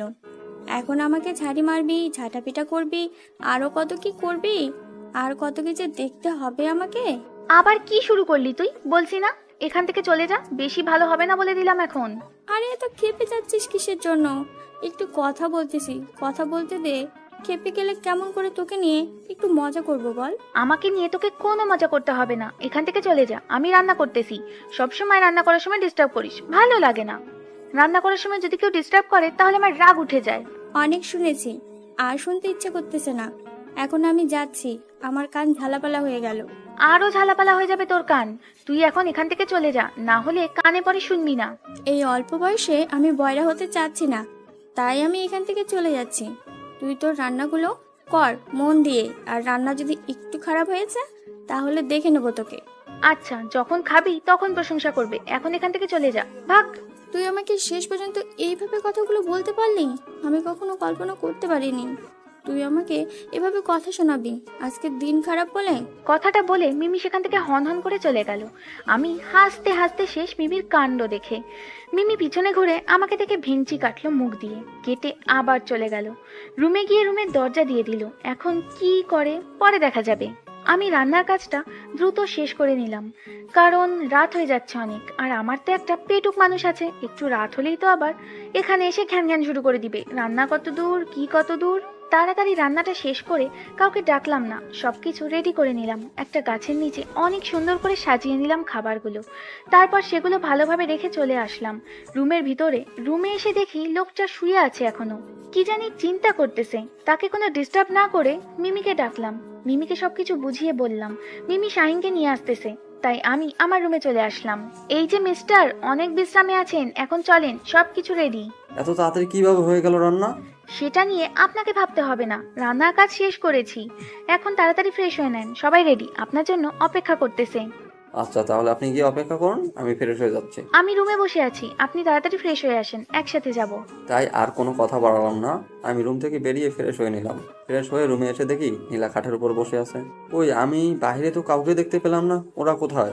এত কথা বলেন কিসের জন্য? বলছি না সবাই রেডি আছে, এখন চলেন, গেলে দেখতে পারবেন। আমি চুপচাপ রেডি হয়ে নিলাম, কোনো কথা বললাম না। দেখলাম যে নীলা রুম থেকে বেরিয়ে একটা গাছের দিকে যাচ্ছে। আমি পিছনে পিছনে যেতে লাগলাম, কোনো কথা বাড়ালাম না। কথা বললেই তো আবার কথা শুনতে হবে, তাই। কি হলো, আমাকে কোথায় নিয়ে যাচ্ছেন? সামনে তো শুধু জঙ্গল দেখা যাচ্ছে, আর কিছু দেখা যাচ্ছে না। আপনাকে খুন করার জন্য নিয়ে যাচ্ছি, এখন চুপচাপ আমার সাথে আসেন, আর কোনো কথা বলবেন না। আমার প্রচুর ভয় লাগতেছে, আমি যেতে পারবো না। রুমে যাচ্ছি, আপনারা যেখানে খুশি সেখানে চলে যান। বেশি ন্যাকামি করবেন না, আমার সাথে সাথে আসুন, না হলে কিন্তু ভালো হবে না বলে দিলাম। বললাম না আমার ভয় করতেছে, আমি যাইতে পারবো না। আমি রুমে গেলাম, আপনি সেখানে খুশি সেখানে চলে যান। আরে এরকম করতেছেন কেন? সামনে দেখেন আলো দেখা যাচ্ছে, সেখানেই শাহিন আর মিমি আছে, আমরা সেখানেই যাচ্ছি। সামনে শুধু অন্ধকার, অন্য কিছু দেখা যাচ্ছে না। আপনার চোখে সমস্যা আছে, আমি গেলাম। লোকটা আমাকে কথাটা বলে উল্টো হাঁটা শুরু করলো। মেজাজটা কেমন খারাপটা না হয়। সামনে কি সুন্দর আলো দেখা যাচ্ছে, আর বেশি দূর না, আমি তো অল্প কিছু দূরে নিয়ে গিয়েছি। আর উনি রুম থেকে বের হয়েই নাকি আর কোথাও যাবে না। এটা কেমন কথা? রাগ ওঠে না কেমনে? কি ঘাড়তারা মানুষ। আমি তাড়াতাড়ি হেঁটে লোকটার কাছে এসে পৌঁছালাম। লোকটার ডান হাত চেপে ধরলাম, যাতে করে আর উল্টা হাঁটতে না পারি। কিন্তু শক্তি দেখাচ্ছে, তাই হ্যাচকা টান দিয়ে লোকটাকে দাঁড় করিয়ে দিলাম। সমস্যা কি আপনার? আপনাকে কথা বলতেছি, আমার কথা কি আপনার কানে যায় না? বললাম তো আমি সেখানে যেতে পারবো না। আমার খাবারগুলো ঘরে নিয়ে আসবেন, আমি ঘরেই আছি। আচ্ছা, এখন একটু অপেক্ষা করেন, আমি মিমিকে ডাক দিয়ে থাকি। তার ফোনের লাইটটা জ্বালাতে বলতেছি, তখন তো আপনার বিশ্বাস হবে সেখানেই তারা আছে। আচ্ছা, এত রাতে বাহিরে খাওয়া দাওয়ার আয়োজন করার কি আছে? আমার ভয় লাগতেছে, আপনাদের ভয় লাগে না? কিসের ভয়? এখানে তো কেউ আসবে না, আর এখানে তো কোনো হিংস্র প্রাণী নেই, তাহলে আমরা কিসের ভয় করব এখানে? আমি আপনার সাথে কোনো যুক্তি তর্কে পারবো না। আমার কোনো কথা শুনতে চাচ্ছি না এখন। আমার খুব ঘুম পাচ্ছে, আমি ঘুমিয়ে যাচ্ছি। আজকের জন্য আমি কিছু খাবো না। আমি এত কষ্ট করে রান্না করলাম আর আপনি শুয়ে পড়বেন, তাই না? একেবারে মেরে হাড্ডি ভেঙে দিব। চলেন আমার সাথে। লোকটাকে আর কোনো কথা বলতে না দিয়ে টানতে টানতে সেখানে নিয়ে যেতে ধরলাম। সামনে যেতেই আমরা মিমিদেরকে দেখতে পেলাম, তাই লোকটাকে ছেড়ে দিলাম, কারণ এখন আর লোকটা ভয় পাবে না। আর এভাবে টেনে নিয়ে যাচ্ছি, মিমি যদি দেখতে পায় আরো কত কি বলবে আমাকে, তাই লোকটাকে ছেড়ে দিলাম। আমরা সেখানে পৌঁছাতেই মিমি যেটা বলা শুরু করে দিল সেটা স্বাভাবিক। কিরে, সে কখন এখানে এসেছি আমরা। এখানে তোদের জন্য কতক্ষণ ধরে অপেক্ষা করতেছি আমরা। আর বলিস না, মহা বিপদে পড়ে গিয়েছিলাম। বাদ দে সেসব কথা, এখন তাড়াতাড়ি সবকিছু রেডি করতো। তারপর মিমি আর আমি খাবারগুলো রেডি করতে লাগলাম। শাহিন আর নীল দুজনে বসে পড়লো। নীল আমার দিকে বারবার তাকাচ্ছে, কিন্তু কিছু বলতে পারতেছে না। জানে যে আমি অনেকটা ক্ষেপে আছি। সবকিছু রেডি করে নিয়ে আমরা দুজন বসে পড়লাম। সবাই একসাথে খাওয়া দাওয়া শুরু করলাম। খাওয়া দাওয়া শেষ করে সবাই আড্ডা দেওয়ার জন্য প্রস্তুতি নিতে লাগলাম। নীল ভাইয়া, আমাদের কাছে খাতিরদারি আপনার কেমন লাগলো? কি বলবো, রান্নাটা অসাধারণ ছিল। অনেকদিন পর এরকম রান্নার স্বাদ গ্রহণ করলাম। তাই নাকি? এটা আমার আপুর হাতের করিশ্মা। আপু যখন মনোযোগ দিয়ে রান্না করে তখন রান্নাটা অনেক সুস্বাদু হয়। সেটা তো দেখতে পারলাম। আপনাকে অনেক ধন্যবাদ এত সুন্দর খাবার আমাদের উপর দেওয়ার জন্য। ধন্যবাদ দিতে হবে না, আমি ইচ্ছে করে এত সুন্দর করে রান্না করেছি আজকে। আমি তো কাজ পেয়ে গেছি, আর কালকে থেকে কাজে যেতে হবে, তাই এখন ঘুমাতে হবে, কারণ কালকে সকালে কাজে যেতে হবে। আচ্ছা, তাহলে আপনি বিশ্রাম করেন, আমরা এখন একটু গল্প করে তারপর রুমে যাব। তারপর আমি সেখান থেকে চলে আসলাম, সেখানে থাকলাম না, তাড়াতাড়ি রুমে এসে গুটি মেরে শুয়ে পড়লাম। আর ভাবতে লাগলাম কালকে থেকে আমাকে একটা নতুন জীবন শুরু করতে হবে, কারণ এইভাবে চলা তো আর যাবে না। আমাকে যে তুই এখানে থাকতে হবে, তাহলে আমাকে আলাদাভাবে একটা ঘর তুলে নিতে হবে, না হলে এই মানুষটার সাথে আর কত থাকা যায়? এভাবে থাকা উচিত নয় আমার। ভাবতে ভাবতে ঘুমিয়ে পড়েছি, কখন যে ঘুমিয়ে পড়েছিলাম নিজেও জানি না। অনেক গল্প করলাম, আর রাত তো অনেক হয়েছে, গিয়ে ঘুমিয়ে পড়ো, আমারও ঘুম পাচ্ছে। আচ্ছা, তাহলে আমরা গিয়ে এখন ঘুমিয়ে যাব। তুই গিয়ে ঘুমা, বেশি রাত্রি জাগিস না, শরীর অসুস্থ হবে। আচ্ছা, তাহলে কালকে সকালে আবার কথা হবে। এখন আমি গেলাম, তোমরাও যাও, গিয়ে ঘুমিয়ে পড়ো। কথাটা বলে আমি সেখান থেকে চলে আসলাম, আর ভাবতে লাগলাম লোকটা তাহলে এখানে পার্মানেন্টলি থেকে যাবে। খুব ভালো লাগতেছে, কারণ কারোর সাথে গল্প করে থাকতে পারবো। কয়েকদিন পর তো মিমি এখান থেকে চলে যাবে, খুব একাকিত্ব লাগতেছিল নিজের ভিতর। এখন তো লোকটা আছে, তাহলে তার সাথে কিছুক্ষণ গল্প করে কাটানো যাবে। ভালোই হলো। আর কোনো কিছু টেনশন না করে রুমে এসে দেখি লোকটা ঘুমে বিভোর।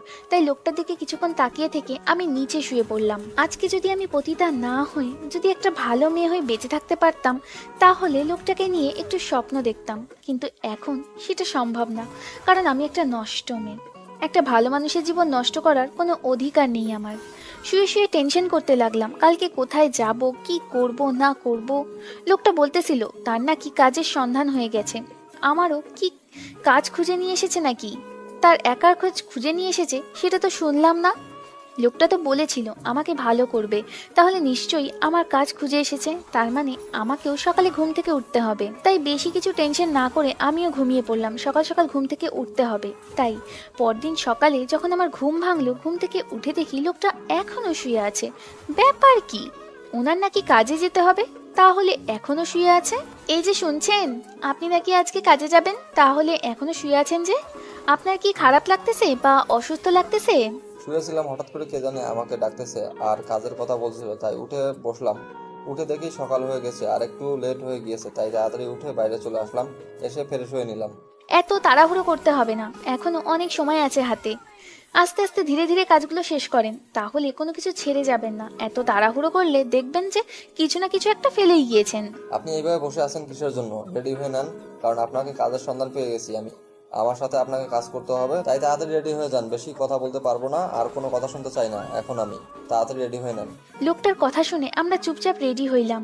আমি ভালো করে জানি লোকটা আমার জন্য কাজ খুঁজে এনেছে, তাই আমি আমার সব কিছু রেডি করে নিয়েছি ঘুম থেকে ওঠার পর। তারপর আমি হালকা পাতলা ফ্রেশ হয়ে নাস্তা এনে রেখেছিলাম, সেগুলো খেয়ে নিলাম। সেগুলো খেয়ে বেরিয়ে পড়লাম। বেরিয়ে যাওয়ার আগে মিমিকে বলে রাখলাম আমি কাজের জন্য বেরিয়ে আসলাম, না হলে মিমি আবার টেনশন করবে আমাদেরকে নিয়ে। তাই আমরা যেখানে থাকি সেখান থেকে 5 মিনিট হাঁটার পর দেখলাম যে একটা বিল্ডিং দেখা যাচ্ছে। সেই বিল্ডিংয়ের দিকেই লোকটা যাচ্ছে। আমিও তার পিছনে পিছু গিয়ে দেখলাম। গিয়ে দেখি অনেক লোক এসে গিয়েছে, আমরা একটু লেট করে এসেছি। মহাজন লোকটাকেও দেখলাম। কি আমাদেরকে করতে হবে না করতে হবে সবকিছু বুঝিয়ে দিয়ে মহাজন চলে গেলেন। আমরা সবাই মিলে কাজ করতে লাগলাম। আজকে কত দিন পর সাধারণ মানুষের মতো জীবন যাপন করতেছি, ভাবতেই গা শিউরে উঠতেছে। সব সাধারণ মানুষের সাথে আজকে আমি কখনো কল্পনা করতে পারিনি যে এইভাবে সাধারণভাবে জীবনযাপন আবার করতে পারবো, আবার সাধারণ মানুষের সাথে মিশতে পারবো। কেউ আমাকে কলঙ্কও দিবে না পতিতা বলে। কাজ করতে করতে কাজগুলো সবাই মিলে শেষ করলাম। দুপুর গড়িয়ে বিকেল হয়ে আসলো। কাজ শেষে বাসায় চলে আসতে লাগলাম। তখন লোকটা আমার দিকে তাকিয়ে মুচকি মুচকি হাসছে। ব্যাপারটা বুঝলাম না। আপনি আমাকে দেখে এইভাবে হাসতেছেন কিসের জন্য শুনি? আজ আপনাকে ভালো করে দেখলাম, আপনি কাজের প্রতি এতটা মনোযোগী। আপনাকে অনেকগুলো ধন্যবাদ, কারণ আমাকে সাধারণভাবে জীবনযাপন করার জন্য উৎসাহিত করার জন্য, যেখানে আমাকে কেউ কলঙ্ক দেবে না যে আমি একজন পতিতা।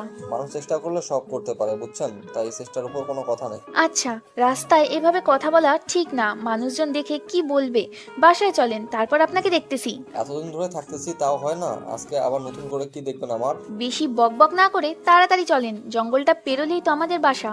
তাহলে এত জোরে জোরে হেঁটে লাভ কি? আপনাকে নিয়ে পারবো না সেটা আমি ভালো করে জানি। একটু আগে বলতেছেন যে জোরে জোরে হাঁটতে হবে, এখন বলতেছেন জোরে হাঁটতে লাভ কি? আপনি এত ঝগড়া করেন কিসের জন্য শুনি? এত ঝগড়াটে মানুষ হয়? আমি কি একা ঝগড়া করি? আপনি ঝগড়া করেন না? আপনি যদি ঝগড়া না করেন তাহলে তো আমি চুপ হয়ে যাই, তাই না? আপনিও তো আমার সাথে ঝগড়া করেন, আমিও ঝগড়া করি। হয়েছে, এবার নিজের মুখটা বন্ধ রাখুন তো, না হলে আর। থেমে গেলেন কিসের জন্য বলেন শুনি? না হলে কি আমাকে কিছু করবেন নাকি এই রাস্তার মাঝে? আপনার সাথে এখন কোনো কথা বলতে চাচ্ছি না, আপনি নিজের মুখটা বন্ধ রাখেন আর আমাকে আমার মতো থাকতে দেন। তারপর আমি চুপ হয়ে গেলাম আর জোরে জোরে হাঁটতে লাগলাম। এত জোরে হাঁটতে লাগলাম যে মেয়েটা আমার সাথে পাচ্ছে না, তাই পিছন থেকে ডাকতেছে, কিন্তু আমি পাত্তা না দিয়ে জোরে জোরে হাঁটতেছি। জঙ্গলটা পেরিয়ে বাসায় চলে আসলাম, দেখলাম মেয়েটা দৌড়ে দৌড়ে আমার সাথে আসার চেষ্টা করলো, কিন্তু পারতেছে না। এভাবে প্রতিদিন চলতে থাকলো আমাদের খুনসুটি চলাচল আর খুনসুটি কাজের ফাঁকে ফাঁকে।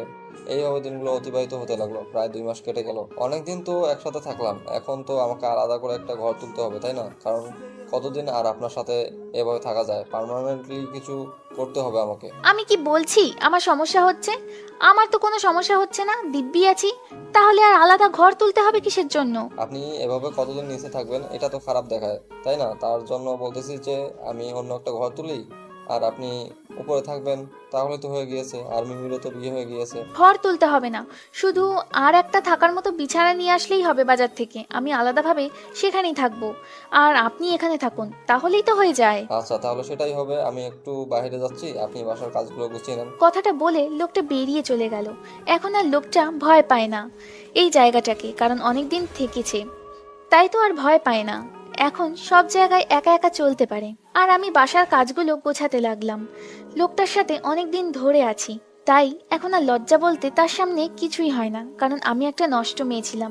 এখন হয়তো একটু ভালো হয়েছি, কিন্তু আমার তো অতীতের দিনের কথাগুলো ভুলে গেলে চলবে না। লোকটা অনেক ভালো, আমার জীবনে আসার পর থেকে আমাকে গুছানো শিখিয়েছে, আমাকে ভালো হতে শিখিয়েছে।